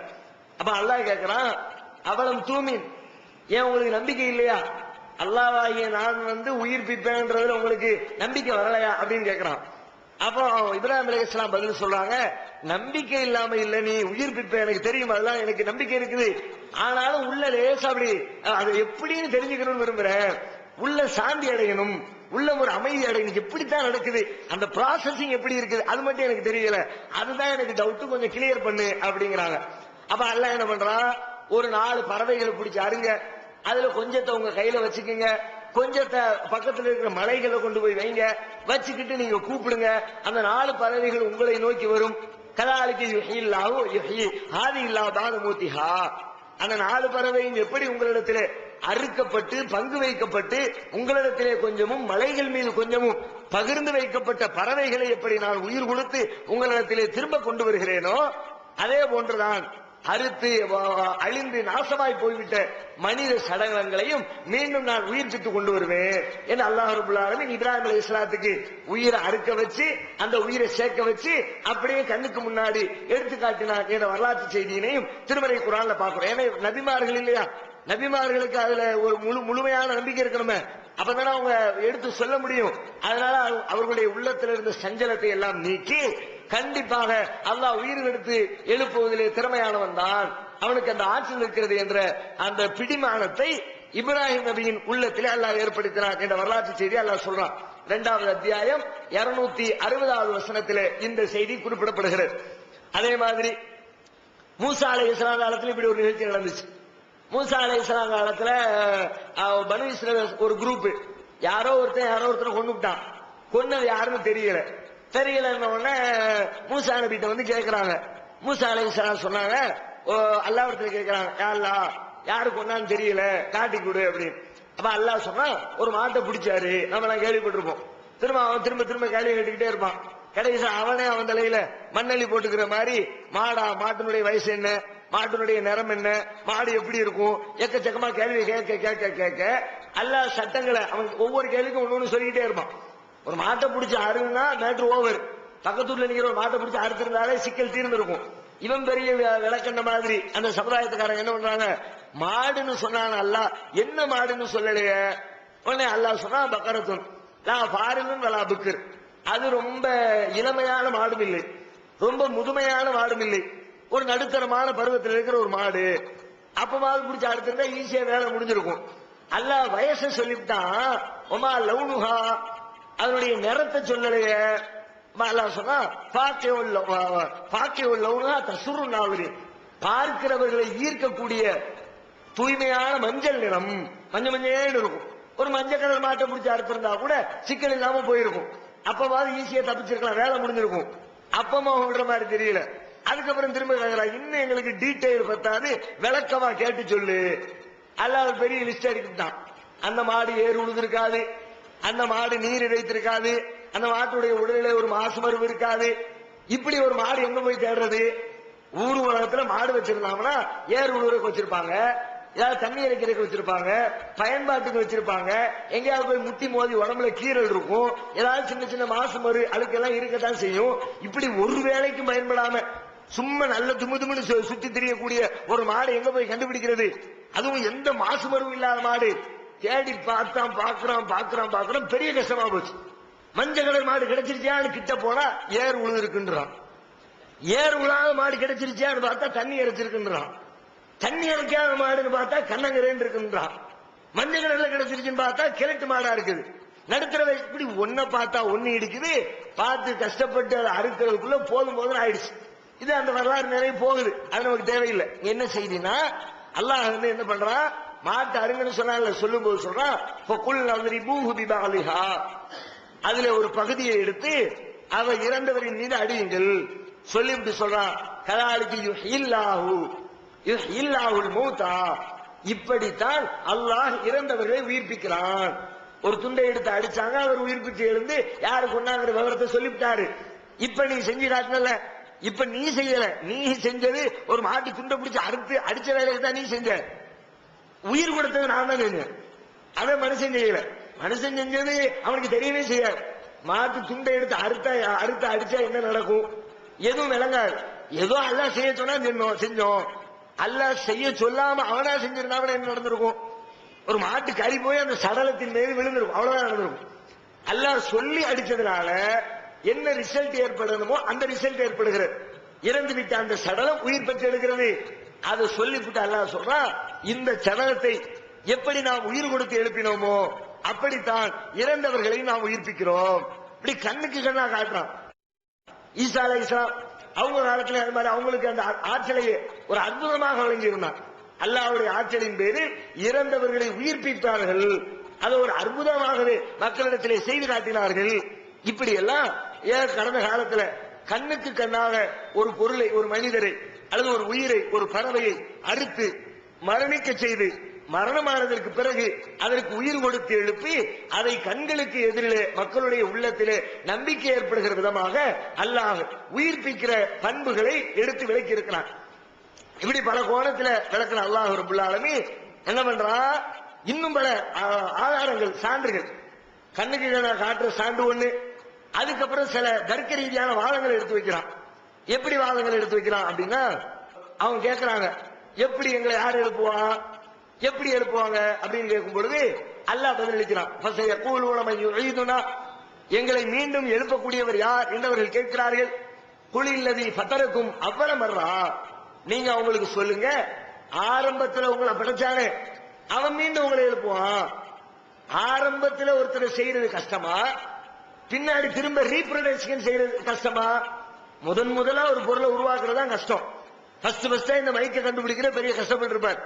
பல வாசங்கள் வருடங்கள் கஷ்டப்பட்டு மூளையை போட்டு கசைக்கு பிழிஞ்சு ஒரு பொருளை கண்டுபிடிச்சு இந்த மாதிரி ஜாயின் பண்ணி இப்படி மோல்டிங் கொடுத்தாங்க மைக் உருவாயிரும்னு ஃபர்ஸ்ட் மைக்கை கண்டுபிடிக்கிறதுக்கு பல வருஷம் ஓடி இருக்கும். மைக்கை கண்டுபிடிச்ச பிறகு ரெண்டாவது மைக்கை கண்டுபிடிக்கிறது ரொம்ப ஈஸி. அச்சில ஊத்தி ஊத்தி ஊத்தி எடுத்து இன்னைக்கு எத்தனை மைக் கேட்டாலும் கிடைக்கும். ஒரு நிமிஷத்துல 1000 மைக்கு போட்டு கொடுத்துருவோம். எந்த பொருளா இருந்தாலும் இப்படித்தான். ஆரம்பத்திலே படைப்பது சிரமம், மீண்டும் திரும்ப உருவாக்குவது ரொம்ப எளிது. அல்லாஹ் என்ன சொல்றான், நீ நம்ப மாட்டேங்கிறல்ல, நீ உன் உள்ளத்துல வந்து அல்லாஹ் எப்படி எழுப்புவான் அப்படின்னு டவுட் வருதா? என்ன இப்ப டவுட்டுக்கு ஏப்ப வேலை? ஆரம்பத்துல நீங்க இருந்தியா? உன் உடம்பு இருந்துச்சா? இந்த உலகம் இருந்துச்சா? மனுஷன் யாரு இருந்தானா? ஒண்ணுமே இல்லதானே. இல்லாத ஒருவனை உருவாக்கினேனே. ஹல் அத்தா அலல் இன்சானி ஹீனும் மின தஹரி லம் யகுன் ஷைஅன் மذ்கூரா, இந்த மனிதனின் மீது அவன் இன்ன பொருள் என்றே சொல்ல முடியாத ஒரு நீண்ட நெடுங்காலம் சென்றிருக்கிறது, அதை அவன் யோசித்து பார்க்கவில்லையா? அல்லாஹ் கேட்கிறான், நீ இன்ன பொருள் ஒரு 25 வயசு மனுஷன் ஒருத்தன் 25 வருஷத்துக்கு முன்னாடி, ஒரு 26 வருஷத்துக்கு முன்னாடி எங்க இருந்தாரு? 50 வயசு ஆளு. உங்களுக்கு 50 வயசுன்னு வச்சுக்குவோம். 51 வருஷத்துக்கு முன்னாடி நீங்க எங்க இருந்தீங்க? என்ன வடிவத்தில் இருந்தீங்க? என்ன பொருளா இருந்தீங்க? எந்த இடத்துல இருக்கு சொல்ல முடியுமா? ஒண்ணுமே இல்ல. இல்லாமல் இருந்தோம். இல்லாமல் இருந்த உங்களை நாம் தான் உருவாக்கி இருக்கிறோம். புதுசா உருவாக்கி இருக்கிறப்பா ஒன்னு ஆரம்பத்துல உருவாக்க முடிஞ்ச என்னால் அழிச்சு விட்டு திரும்ப உருவாக்க முடியாதா? முதல்ல படைக்கிற கஷ்டம். முதல் வேலையை படைச்சுட்டேன், ரெண்டாம் மட்டும் திருப்பி படைக்கிறத போட்டு நீ ஏன் டவுட் பண்ற? ஏன் சந்தேகம் வருது உனக்கு? சந்தேகப்படாத. ஆரம்பத்தில் படைச்சனா திரும்பவும் படைப்பதற்கு ஆற்றல் படைத்தவன் என்று சொல்லி அந்த ஆதாரங்களை எடுத்து வைத்து அந்த வழியில மரணத்திற்கு பிறகு உயிர்ப்பித்தல் உண்டு என்பதை அல்லாஹ் நிறுவுகிறான். இதே கருத்துப்பட குர்ஆனுடைய பல்வேறு வசனத்தில் அல்லாஹ் சொல்றான். 17வது அத்தியாயம் 51வது வசனத்தில் இந்த செய்தியை சொல்லலாம். 29வது அத்தியாயம் 19வது வசனத்துல இதே செய்தியை வேற வேற வார்த்தைகள் சொல்லலாம். எப்படி சொல்லலாம்? அவலம் யரவ் கைஃப யுப்திஉல்லாஹுல் கல்க சும்ம யுஈதுஹு இன்ன ஸாலிக அலல்லாஹி யஸீர். அவர்கள் சிந்தித்து பார்க்கவில்லையா?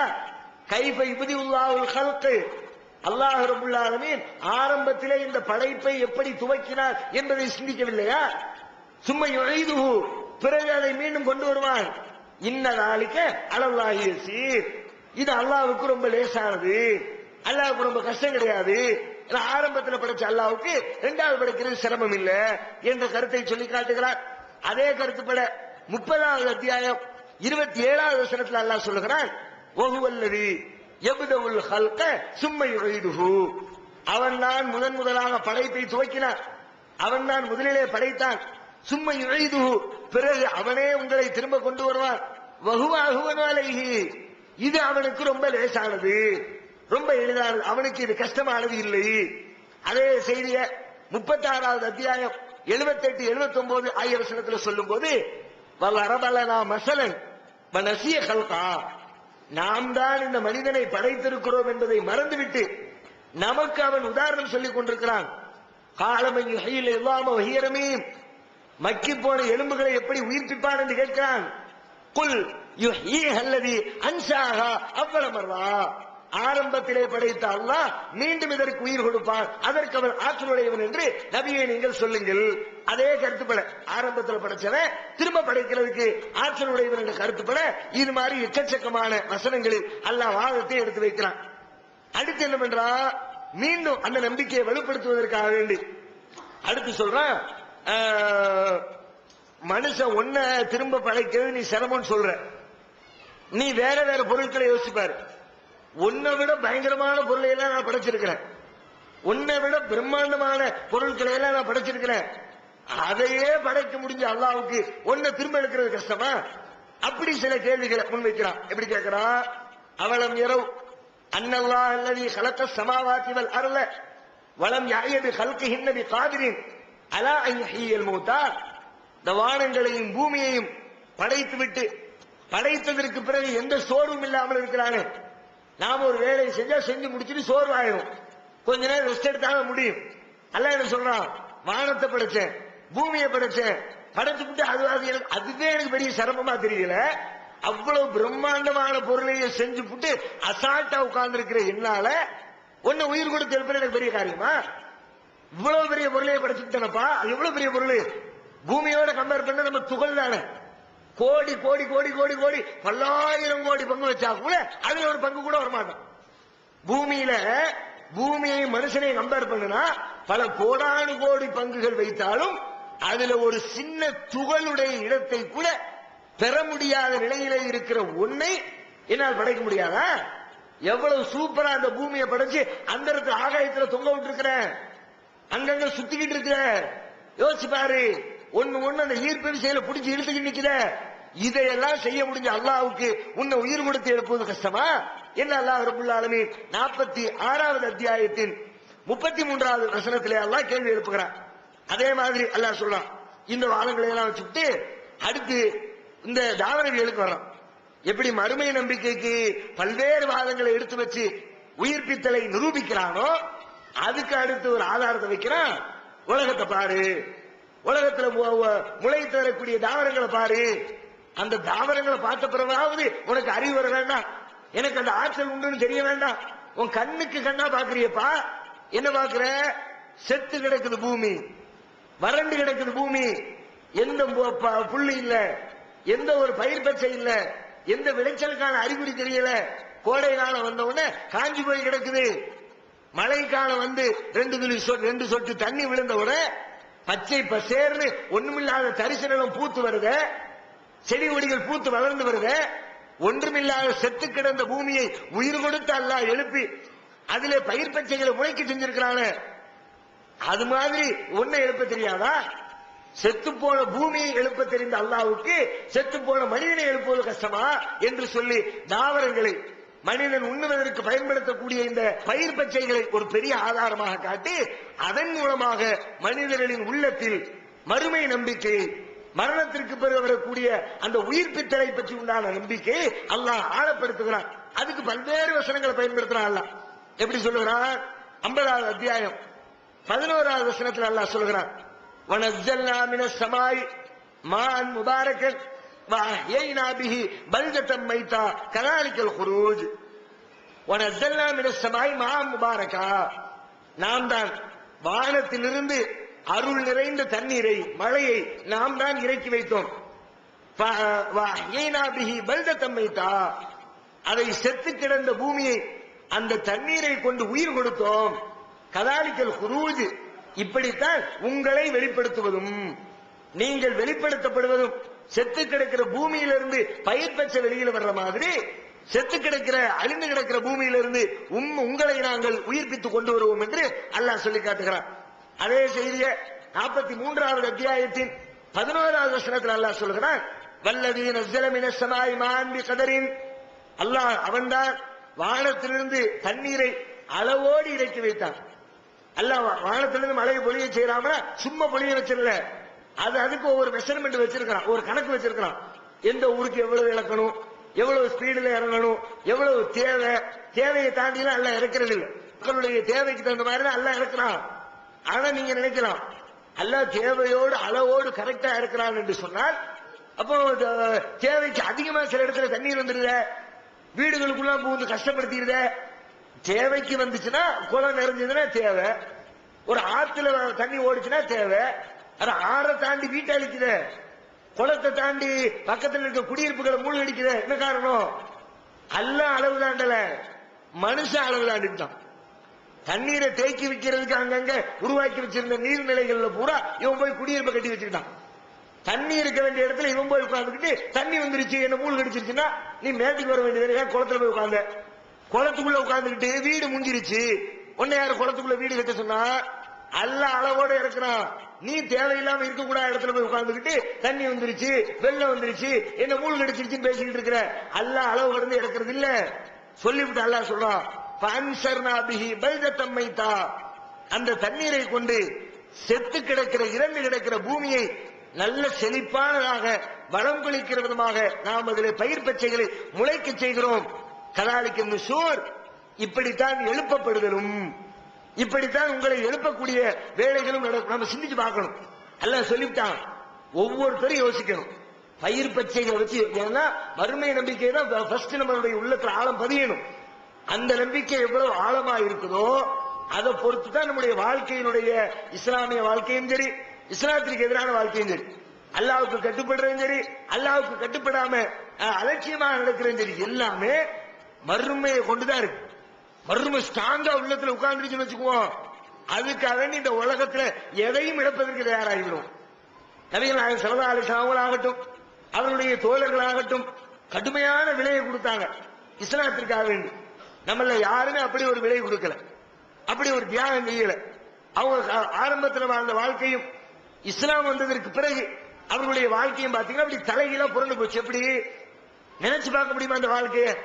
ஆரம்பத்தில் அப்படியே குடியில மூழ்கி கிடந்த சமுதாயம், அல்லாஹ்வுடைய ஒரு ஆர்டர் வந்தோட குடியில இருந்து விலகினாங்களே. நாம குடிக்காமலே இருந்துகிட்டு குடிக்கிற பாவம் சொல்றது பெரிய மேட்டர் கிடையாது. பீடி குடிக்காத ஒருத்தர் பீடி குடிக்கிற தப்புன்னு எச்சரிக்கப்படுறது பெரிய மேட்டர் கிடையாது. பீடி குடிச்சுக்கிட்டு இருக்கிற ஒரு ஆளு குடிச்சுக்கிட்டு இருக்கிற பீடியை பிச்சு போட்டுக்கிட்டு பீடி குடிக்கிற தப்பு நான் குடிக்க மாட்டேன்னு சொல்லுவாரு, அதுதான் பெரிய காரியம்.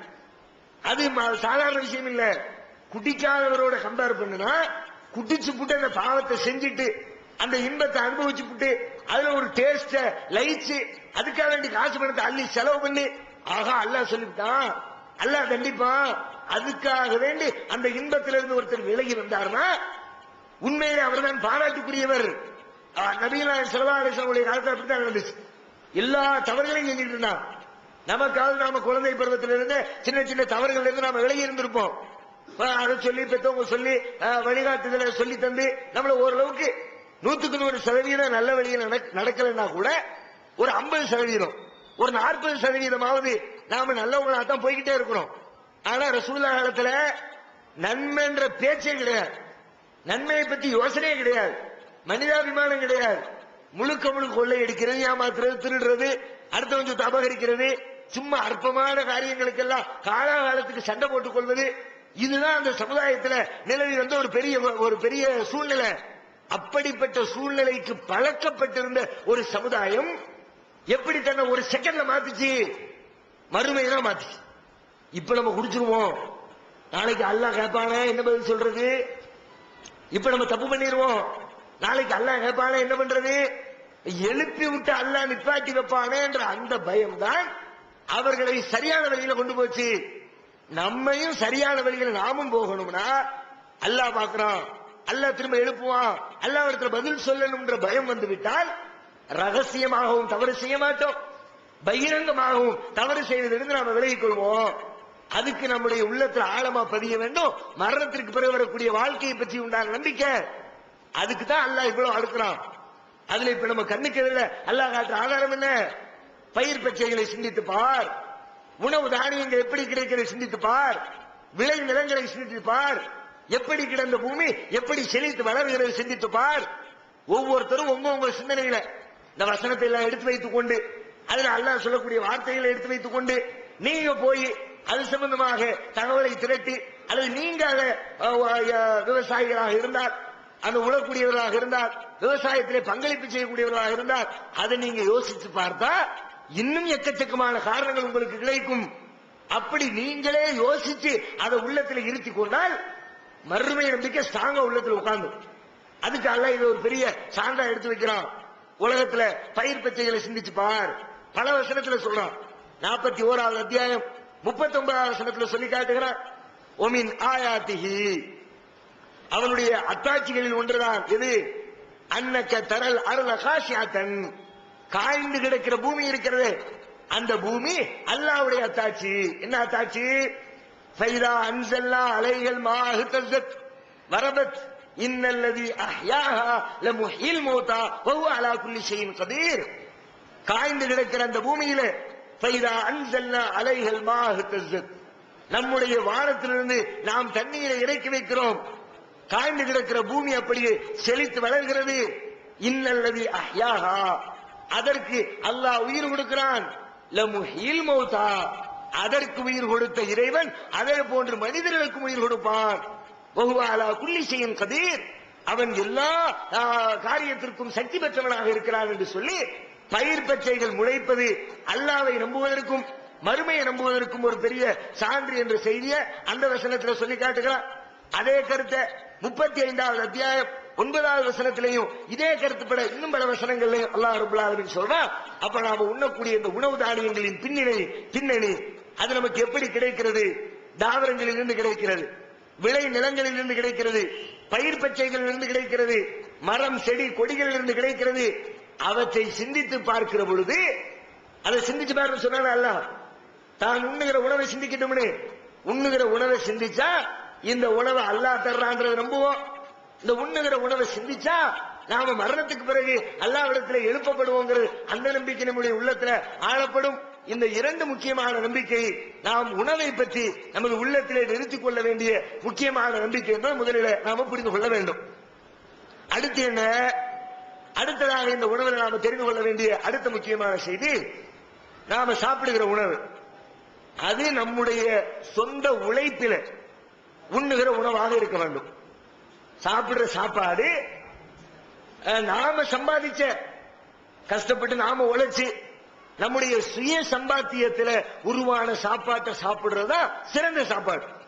ரசூலுல்லாஹ் சொன்னாங்க, ஒருத்தர் மா அக்கலா ஹதுன் தாமன் கத்து, எந்த மனிதனும் உணவை உண்பதில்லை, கைரும் மின் குலமின் அமளி எதிகி, தன்னுடைய கரத்தால் உழைத்து சம்பாதித்து சாப்பிடுகிற சாப்பாட்டை விட சிறந்த ஒரு சாப்பாட்டை எந்த மனிதனும் உண்டது கிடையாது. கல்யாண வீட்டுல போய் தின்னுட்டு வர்ற சாப்பாடு சிறந்த சாப்பாடு நினைக்காத. அடுத்தவங்க காசு, அடுத்த ஆள் காசுல ஓசில் இன்னைக்கு எவனை கவுத்தலாம், யாரு பாக்கெட்ல கை வைக்கலாம், யார மசாலா அரைச்சு இன்னைக்கு பொழுது ஓட்ட அப்படின்னு நீ நினைக்காத. நீ சம்பாதிச்சு சாப்பிட விரும்பு, அதான் சிறந்த சாப்பாடு. நம்ம காசுல சாப்பிடும் சொல்லிவிட்டு ரசூலுல்லாஹ் சொல்றாங்க, இன்ன நபியல்லாஹி தாவூத் அலைஹிஸ்ஸலாம், அல்லாஹ்வுடைய தூதர் தாவூத் அலைஹிஸ்ஸலாம் இருக்கிறார்களே, வகான யகுலு மின் அமலி யதிஹி, அவர்கள் தங்களுடைய சொந்த கரத்தால் உழைத்து தான் சாப்பிடுவார்கள். எல்லா நபிமாரும் உழைச்சு தான் சாப்பிடுவாங்க.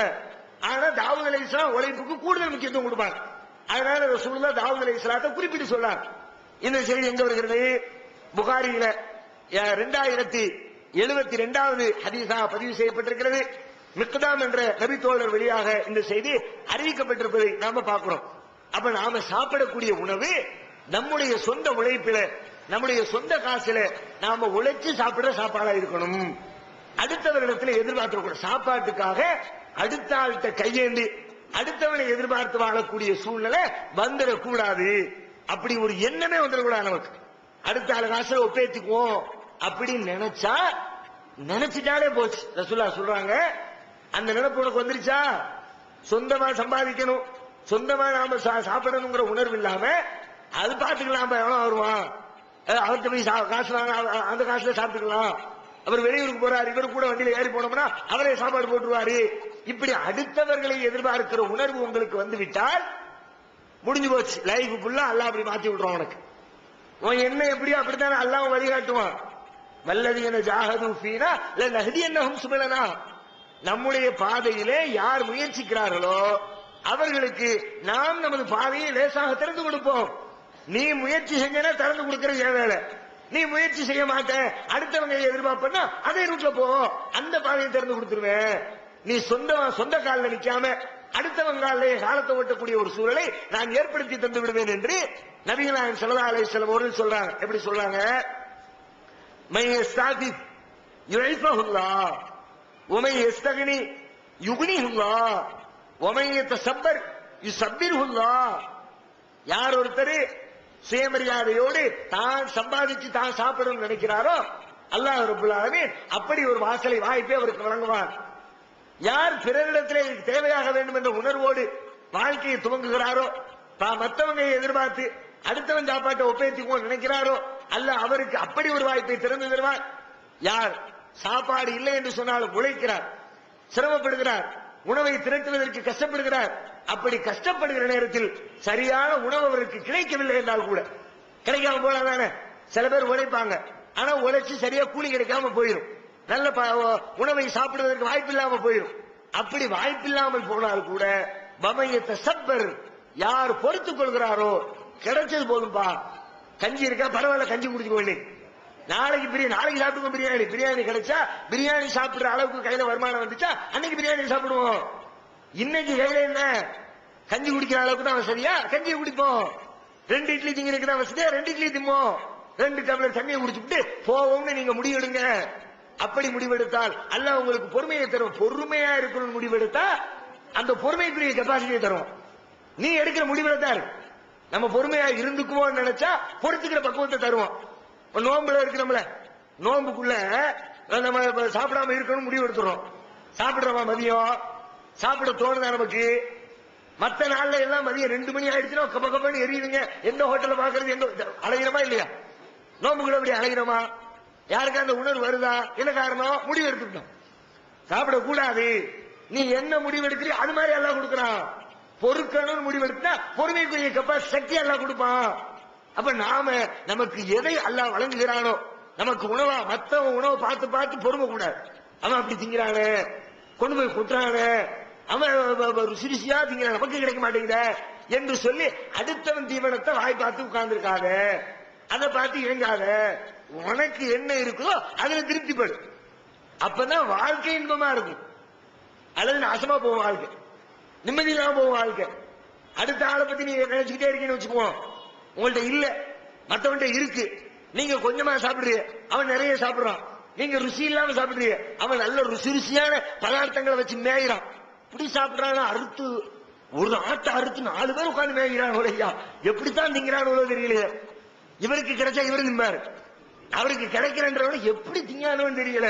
நமக்கெல்லாம் இறங்க மாட்டேங்குது காக்கிலோ கறிக்கு மேல அப்படின்னு பேச வேண்டியது. எப்படி பேசுறது? கிடைக்காததுனால பொறாமையில பேசுற. அப்படி நீ அடுத்த ஆள நினைச்சனா காலம் பூரா அதை நினைச்சு வேதனைப்பட்டு பொறுமை நிம்மதி இழந்து இப்படி இருக்க நமக்கு ஒண்ணும் இல்லையே இப்படியே போயிருவோம், நிம்மதி இல்லாம போயிருவோம். இருக்கிறத நினைச்சு பாருங்க, சந்தோஷம். சந்தோஷத்துக்கு வழியே தான் என்ன இருக்குதோ அதை நினைங்க. நீங்க தானாக உங்க உள்ளத்துல சந்தோஷம் வந்து உட்காருதா இல்லையா நீங்க டெஸ்ட் பண்ணி பாருங்க. ஒரு ஹோட்டலுக்கு போறீங்க, மெனு லிஸ்ட் எடுத்து போடுறான், அப்படியே லைனா அடுக்கி இருக்குது. ஒரு 10 50 60 லிஸ்ட் போட்டிருக்கான். ஜூஸ்ல ஒரு 20, ஆப்பிள் ஜூஸ், ஆரஞ்சு ஜூஸ், தக்காளி ஜூஸ், என்னெல்லாம் கேரட் ஜூஸ், அது ஒரு அது மாதிரி Indian food, Chinese food, Arabian food, அப்படி ஒரு பெரிய விதமா அடிக்கிறான். Chicken biryani, mutton biryani, chicken 65, mutton 55, என்ன இளவலாமோ போட்டு அடிச்சு தாக்கி வச்சிருக்கான். நீங்க என்ன செய்வீங்க? இருக்கிற 50 கொடுனா கேப்பிய என்ன அப்படியே தேடிட்டே வர வேண்டியது. நமக்கு ஏத்த ஃபுட் எவ்வளவு, எது ரேட் எவ்வளவு எல்லாத்தையும் பார்த்து பையில இருக்கிற வெயிட் எவ்வளவு எல்லாத்தையும் கவனிச்சு அண்ணன் ஒரு வடையும் 2 இட்லியும் கொடுங்க அப்படி சாப்பிட்டு வருவோம். கொஞ்சம் வெயிட்டா இருக்குதா அவர் பிரியாணி கொடுங்க, என்ன இருக்குதோ இருக்கிற மாதிரி சாப்பிட்டு வருவோம். சாப்பிட்டோமா, சாப்பிட்டு வெளியே வந்தோமா, வரும்போது எப்படி வரணும்? நிம்மதியா சாப்பிட்டதுல உங்களுக்கு நிம்மதி கிடைக்கணும்னா பரவாயில்ல, போனார் கடையில சூப்பரா ஆக்கிட்டாரு, நல்லா தான் இருக்கு, டேஸ்டா தான் இருக்கு. அந்த மூளையை பொறிச்சு வச்சிருந்தானே, உப்பு மிளகு தூள் கூட என்னமோ போட்டிருப்பான் போல இருக்கு, தனி டேஸ்டியா. நம்ம மதுரை கோளாறு கடை தான், மற்ற கடை மிஞ்சாது அப்படி நினைக்கிறியா? அப்படி நினைச்சா நிம்மதியா சாப்பாடு விஷயத்துல சந்தோஷமா போய்கிட்டே இருப்பியா. அதை நினைக்காம அந்த சிக்கன் 65 வச்சான அதை திங்கலையே, மட்டன் பிரியாணி திங்கலையே, சிக்கன் பிரியாணி திங்கலையே, அந்த புலாவ் திங்கலையே, அது திங்கலையே, இது திங்கலையேன்னு திங்காத நிச்சயா நினைச்சுக்கிட்டு இருந்தா, தின்ன நினைச்சா சந்தோஷம், திங்காத நினைச்சா அவ்வளவுதான், அப்படியே அழுதுகிட்டே போக வேண்டியதான். அது திங்கல, இது திங்கல, இது திங்கல, இது திங்கல, திங்கவும் முடியாது. பிறகு எதுக்கு போட்டு நினைக்கிறேன்? உணவு எல்லாத்தையும் திங்க முடியுமா? எல்லாத்தையும் திங்க முடியாது. பிறகு தேவையில்லாம நினைச்சு வருத்தப்பட்டு அழுது உடம்பு கெடுத்துக்கிட்டு எதுக்கு இருப்பான? நிம்மதி வேணுமா? என்ன இருக்கோ இருக்கிற. அதான் ரசூலுல்லாஹ் சொன்னாங்க, செல்வந்தனுக்கு அளவுகோல் சொன்னாங்க. லைசல் கினா அன் கஸரத்தில் மால், யாரிடத்திலே அதிகமான செல்வம் இருக்கிறதோ அவனை செல்வன் என்று சொல்ல மாட்டேன். எக்கச்சக்கமா காசு பணம் இருந்தா அவன் பணக்காரன் இல்ல. வலாக்கின்னல் கினா கினன் நஃப்ஸ், யாரிடத்திலே போதும் என்ற மனம் இருக்கிறதோ அவன் தான் செல்வந்தன். இது போதியா? இருக்கிறது போதும், நமக்கு எல்லாம் இருக்கு அப்படின்னு இருக்கிறத சந்தோஷப்படு. இல்லாத 10 கோடி வச்சுக்கிட்டு இன்னும் 1 கோடி இருந்தா பக்கத்தில் உள்ள பிளாட்டை வாங்கிடலாமே நினைச்சா நீ செல்வந்தனா? யாரு செல்வந்தன்? தேவையில்லாதவன் செல்வந்தன். மற்றவங்களுடைய தேவையை பூர்த்தி செய்கிற அளவுக்கு பணம் வச்சிருக்கிறவன் செல்வந்தன். தன்னுடைய எல்லா தேவைகளும் நிறைவேறிவிட்டது என்ன நிலையில இருக்கிறவன் செல்வந்தன். நீ இத்தனை கோடியை வச்சுக்கிட்டு இன்னும் பத்தலைங்கிறிய. 10 கோடியை வச்சிருக்கிற உனக்கு கோடி பத்தல, பல லட்சத்தை வச்சிருக்கிற லட்சம் பத்தல. அப்ப நீ தேவையோடு இருக்கிற. எனக்கு 1000 தான் இருக்குது, போதும்பா, நான் சாப்பிட்டுட்டேன், இன்னைக்கு சாப்பாடு முடிஞ்சிருச்சு, வீட்டு வாடகை கொடுத்தாச்சு, மளிகை கடை காசு கொடுத்தாச்சு, பால்காரருக்கு கொடுத்தாச்சு, பெருநாளைக்கு பிள்ளைக்கு ட்ரெஸ் எடுத்தாச்சு, இந்த வருஷம் பட்ஜெட் முடிஞ்சிருச்சு, 5 பைசா கையில இல்ல, கையில பணமும் இல்ல, எல்லாம் செலவு முடிஞ்சு போச்சு. ராகத்தா இருக்கிறனா? நான் செல்வந்தனா அவன் செல்வந்தனா? 10 கோடி வச்சிருக்கான், காசு இன்னொரு 1 கோடி ரூபாய் கடன் கொடு, இன்னொரு 50 லட்சம் ரூபாய் கடன் கொடு, நீ ஒவ்வொருத்தனையா கையேந்திட்டு இருக்கிறிய. அப்ப ரசூலுல்லாஹ் சொல்றாங்க, போதுங்கிற மனசை வளர்த்துக்க, அதுதான் தேவை, அதுதான் நிம்மதி. அப்போ நம்ம உணவை பொறுத்த வரைக்கும் உணவுக்காக உழைக்கணும். உணவு பேரு நம்மிடத்துல இல்லை என்றதுக்காக வேண்டி அடுத்தாள்கிட்ட கையேந்திராத, அடுத்தாள்கிட்ட போய் நின்றா யாசம் கேட்கிறாத. உனக்கு என்ன இருக்கோ அதை சாப்பிடு, அதுல பொறுத்துக்க, அல்லாஹ் பரக்கத் செய்வான். ரசூலுல்லாஹ் எங்க சொன்னாங்க? இது எங்க பதிவு செய்யப்பட்டிருக்கிறது? அகமது முஸ்னத் அகமது என்ற ஹதீஸ் நூல்ல 11,457வது ஹதீஸாக பதிவு செய்யப்பட்டிருக்கிறது. அபூ சயீதுல் குத்ரி ரலியல்லாஹு அன்ஹு அவர்கள் இந்த செய்தியை அறிவிக்கிறத நாம பார்க்கிறோம். அது மாதிரி இந்த நம்ம எடுக்கிற முடிவு தானே, உணவு பொறுத்த வரைக்கும் நாம எடுக்கிற முடிவை பொறுத்து அல்லாஹ் வழிகாட்டுறாங்களே. நபிகள் நாயகம் ஸல்லல்லாஹு அலைஹி வஸல்லம் உடைய தோழர் அப்துர் ரஹ்மான் இப்னு அவுஃப் இதுக்கு ஒரு நல்ல உதாரணம். எப்படி ஹிஜ்ரத் செஞ்சு வரலாம், மதீனாவுக்கு வந்தாச்சு. மதீனாவில் இருக்கிற அன்சாரிகளையும் மக்கத்து முகாஜிர்களையும் ரசூலுல்லாஹ் சகோதரர்களா சேர்த்து விட்டாங்கல்ல, ஒருத்தரோடு ஒருத்தர் கலந்து வாழுங்கன்னு. அப்ப மதீனத்து அன்சாரி சயீத் இப்னு ரபிங்கிற ஒரு சஹாபியோடு அப்துல் ரஹ்மான் இப்னு அவுஃப் ரசூலுல்லாஹ் ஜாயின் பண்ணி விடுறாங்க. ரெண்டு பேரும் சேர்ந்து வாழ்க்கை நடத்துங்க. அப்ப சயீத் இப்னு ரபிங்கிற ஒரு நல்ல பெரிய செல்வந்தர், நல்ல நிறைய சொத்து பத்து தோட்டங்களோட அவருக்கு இருக்கிறது. அவர் என்ன சொல்றாரு, அப்துல் ரஹ்மான் பார்த்து சொல்றாரு, இன்னலி மாலன், எனக்கு நிறைய செல்வம் இருக்கிறது, பைனியோ பைனக்கு சத்தரான், எனக்கும் உங்களுக்கு எங்களுக்கு மத்தியில அதை பங்கு வச்சுக்குவோம், உங்களுக்கு நான் பாதியை தந்துடுறேன், எனக்கு பாதியை எடுத்துக்கிறேன் அப்படின்னு அவர் சொல்ற. அப்போ அப்துல் ரஹ்மான் அவர் சொல்றாங்க, கால பாரக்கல்லாஹு ஃபீ அஹ்லிக வ மாலிக, உங்களுடைய பொருளிலும் உங்கள் குடும்பத்திலும் அல்லாஹ் உங்களுக்கு பரக்கத் செய்யட்டும், அபிவிருத்தியை நல்கட்டும், எனக்கு அது தேவையில்லை, உங்க செல்வத்தை நீங்க வச்சுக்கோங்க. துல்லூனி அல சூக், கடை வீதி எங்க இருக்கிறது, வழியை மட்டும் நம்ம காட்டுங்க, மொத்தம் நான் பாத்துக்கிறேன், உங்க காசை நீங்க வச்சுக்கீங்க, அல்லாஹ் உங்களுக்கு மேலும் பரக்கத் செய்யட்டும், கொடுக்கணும் உணர்வு வந்திருக்கிறது, அது வரைக்கும் எனக்கு ரொம்ப சந்தோஷம், ஆனா நீங்க வச்சுங்க, எனக்கு தேவையில்லை, நான் உழைச்சு சம்பாதிச்சுக்கல. கடை வீதிக்கு வழி கேட்கிறாரு, வழிகாட்டப்படுகிறது. அன்றைய தினமே போய் வியாபாரத்தை துவங்குகிறார். திரும்ப வரும்போது கையில தேனு கொஞ்சம் மாவு லாபத்தை சம்பாதிச்சுட்டு வந்துடுறார். அன்றைய அவருடைய தேவைக்கு உழைத்து விட்டு கடை வீதியில போய் சம்பாதிச்சு விட்டு வர்றார். தினந்தோறும் உழைப்பு தொடர்கிறது. மதீனத்து நபிகள் நாயகத்துடைய தோழர்களிலேயே மிகச்சிறந்த செல்வந்தர்களின் பட்டியலில் அப்துல் ரஹ்மான் இப்னு அவுஃப் முன்னிலையிலே இருக்கிறார். உணர்வு காரணம். அதுக்காக வேண்டிய அந்த உணர்வு வந்தவங்களுக்கு எல்லாம் செல்வம் கொடுத்துருவான்னு அர்த்தம் இல்ல. நான் சம்பாதிக்க நினைச்ச உடனே நான் பெரிய பணக்காரன் அப்படி கருத்து கிடையாது. அப்படி இருந்தால் அல்லாஹ் அந்த வாசலை உங்களுக்கு திறந்து தருவான். அப்துல் ரஹ்மான் இப்னு அவுஃப் தான் உழைத்துத்தான் சம்பாதிப்பேன், உழைத்துத்தான் சாப்பிடுவேன், அடுத்தவருடைய பொருள் எனக்கு தேவையில்லை என்று முடிவெடுத்தார். அவர் எடுத்த முடிவுக்கு அல்லாஹ் வாசலை திறந்து கொடுத்தால் செல்வம் அப்படியே கொட்டுன்னு கொட்டிச்சு. எந்த அளவுக்குன்னா, அவர் வச்சிருக்கிற தோட்டத்தில் அந்த தோட்டத்திற்கு தண்ணீர் இறைப்பதற்கு மாத்திரம் 70 ஒட்டகங்களை வைத்திருந்தார். ஒரு ஒட்டகத்தில் தண்ணி இறைச்சாலே நம்ம ஊர்ல இருக்கிற 10 தோட்டத்துக்கு தண்ணி ஊத்தலாம். அவர் 70 ஒட்டகத்தை வச்சிருந்தாராம். அவருடைய ஒத்த தோட்டத்துக்கு தண்ணி இறைக்கிறது.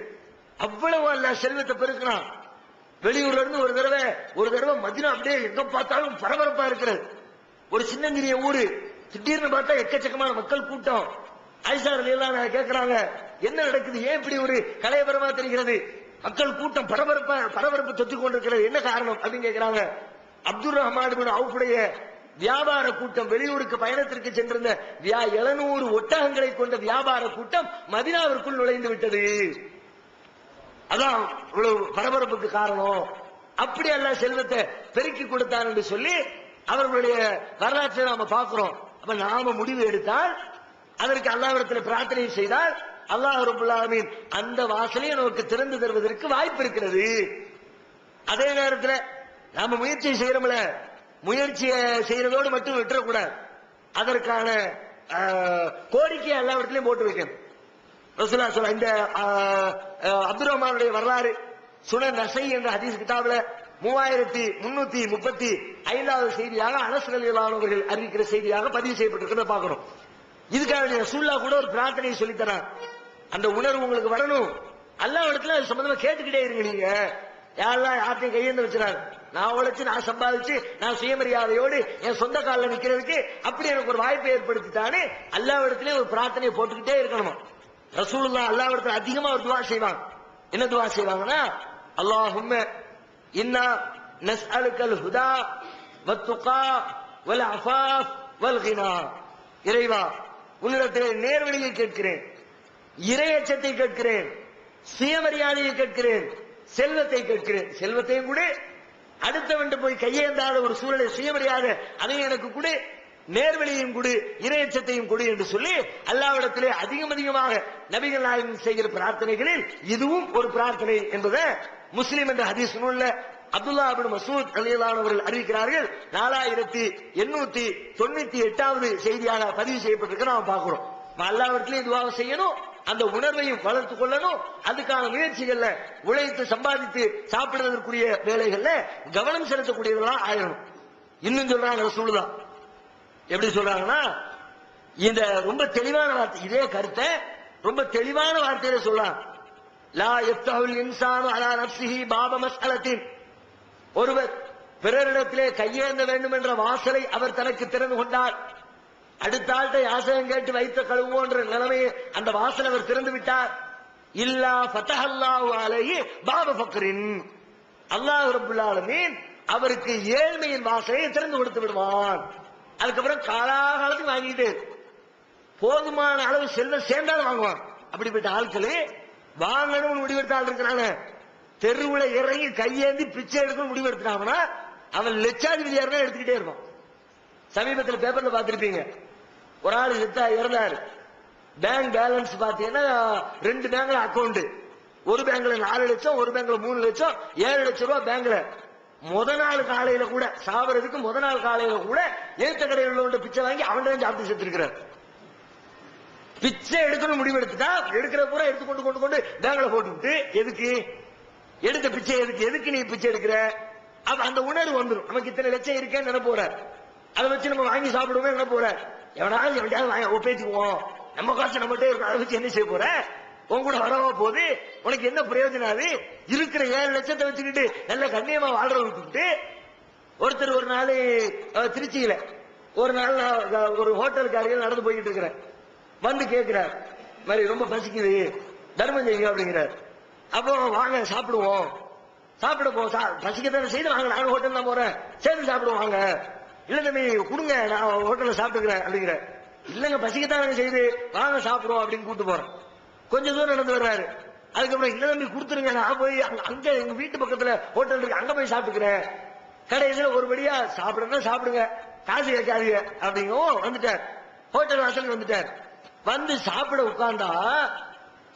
உட்கார்ந்தவர் கையில இருக்கிற அந்த பண முடிப்பை தூக்கி வைக்கிறார்.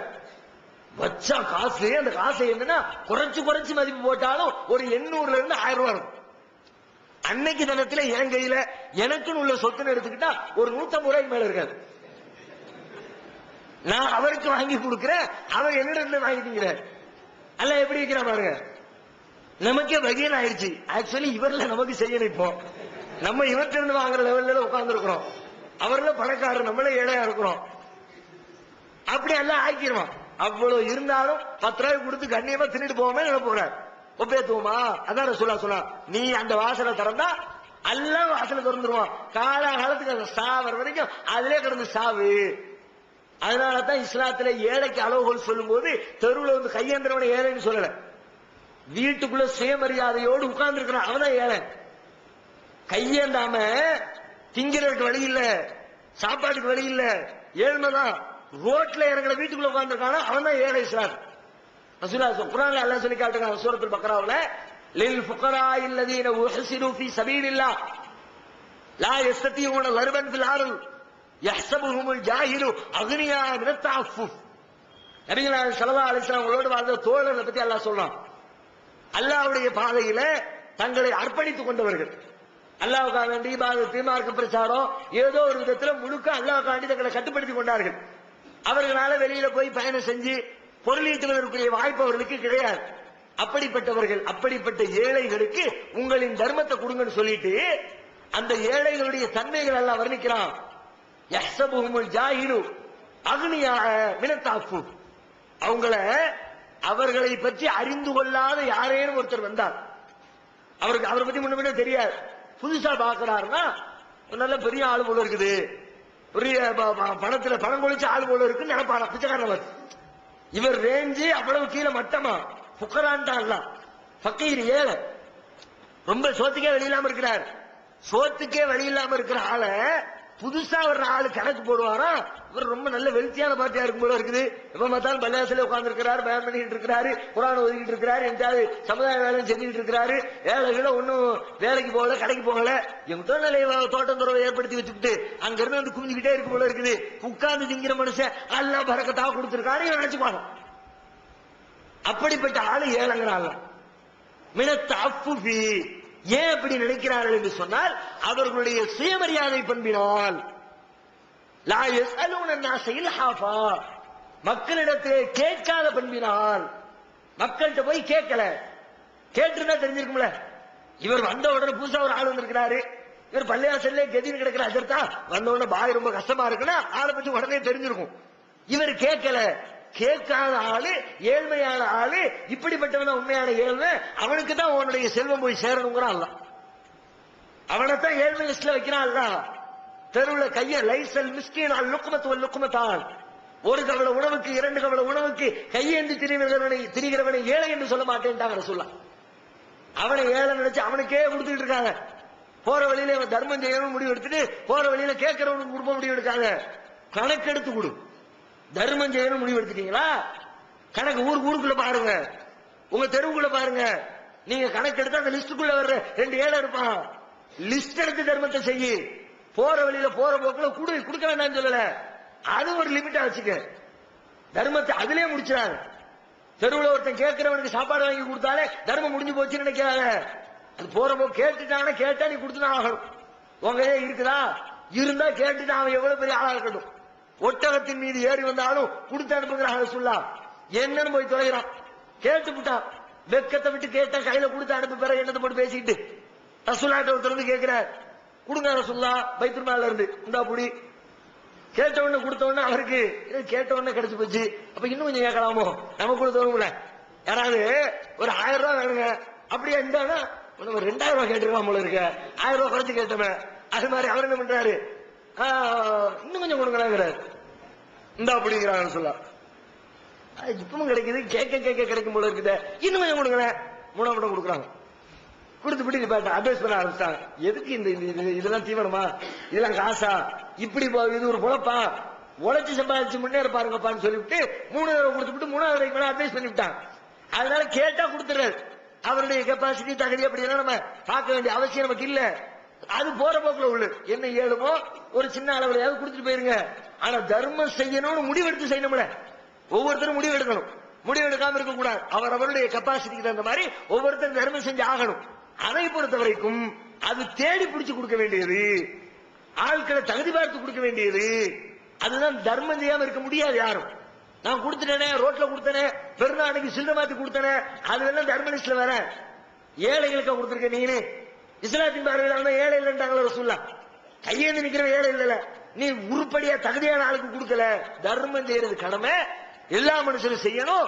அந்த தர்மத்தை நீ தேடி போய் கொடுக்கணும், அவனை கண்டெடுத்து கொடுக்கணும். அவனுடைய தகுதியை அறிந்து சோதிச்சு பார்த்து அவனுடைய சுயமரியாதை கெட்டு போகாத விதத்துல, அவனை 4 பேர் முன்னாடி அசிங்கப்படுத்திறாத விதத்துல அதை கொண்டு போய் சேர்க்க வேண்டும் என்று சொல்லி நபிகள் ஸல்லல்லாஹு அலைஹி வஸல்லம் வந்து அந்த அந்த வாசலை திறக்க கூடாது என்பதற்கு நமக்கு போதனை செய்வதை பார்க்கிறோம். இந்த ஹதீஸ் எங்க இருக்குன்னா, அகமதுங்கிற ஹதீஸ் நூல்ல 953வது செய்தியாக பதிவு செய்யப்பட்டிருக்கிறது. அபூ ஹுரைரா ரலியல்லாஹு அன்ஹு அவர்கள் இந்த செய்தியை அறிவிக்கிறத பார்க்கிறோம்.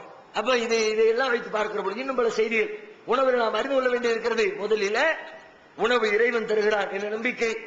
அந்த உணவு தானியங்கள் முளைத்து வரக்கூடிய விஷயத்துல அதை யோசித்துக் கொண்டு பார்த்தோம் என்று சொன்னால், நாம் உண்மையான முஸ்லீம்களாக வாழ்வதற்கு தேவையான மறுமை வாழ்க்கையை பற்றி உண்டான நம்பிக்கை ஆழப்படுத்துகிற பண்புகள் அந்த செய்திக்குள்ளே, அந்த சிந்தனைக்குள்ளே அடங்கியிருக்கிறது என்று அல்லாஹ் சொல்லுகிறார்.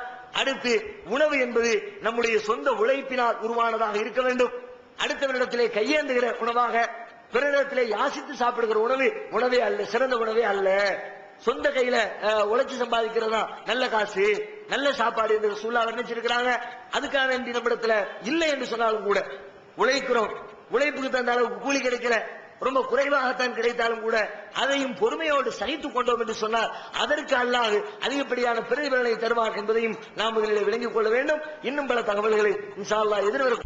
தமிழ்நாடு தௌஹீத் ஜமாத்தின் இஸ்லாமிய அழைப்பு பணி. தமிழ்நாடு தௌஹீத் ஜமாத்தின் ஏராளமான பணிகளில் மிக முக்கியமான பணி பிற மத மக்களுக்கு இஸ்லாத்தை எடுத்துச் சொல்வதாகும். இஸ்லாம் தீவிரவாதத்தை ஆதரிக்கிறதா, பெண்ணடிமைத்தனத்தை ஆதரிக்கிறதா, பலதார மணத்தை ஆதரிப்பது ஏன் என்பன போன்ற எண்ணற்ற சந்தேகங்களுக்கு விடையாக இஸ்லாம் ஓர் இனிய மார்க்கம் எனும் நேரடி கேள்வி பதில் நிகழ்ச்சிகள், இஸ்லாத்தையும் முஸ்லிம்களையும் பற்றிய தவறான எண்ணங்களை களையும் இந்நிகழ்ச்சி தமிழகமெங்கும் 100கணக்கில் நடத்தப்பட்டு வருகின்றன. இந்நிகழ்ச்சி பிற மாநிலங்களிலும் வெளிநாடுகளிலும் நடந்து வருகின்றன.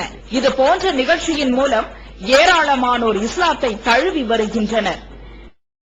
இது மட்டுமல்லாது இஸ்லாத்தை அறிந்து கொள்ள விரும்பும் பிற மத மக்கள் ஒரு அஞ்சல் அட்டை அனுப்பினால் போதும், திருக்குரான் மொழிபெயர்ப்புகள், இஸ்லாமிய நூல்கள் மற்றும் பல ஆடியோ வீடியோ சிடிக்கள் என இலவசமாக அனுப்பி வைக்கப்படுகின்றன. மனிதனுக்கேற்ற மார்க்கம் இஸ்லாம் மட்டுமே என்பதை நிரூபித்திட பிற மத அறிஞர்களுடன் பல்வேறு விவாதங்கள். புதியதாக இஸ்லாத்தை ஏற்றுக்கொண்டவர்களுக்காக சேலத்தில் ஆண்களுக்கும் பெண்களுக்கும் என தனித்தனி பயிற்சி மையங்கள்.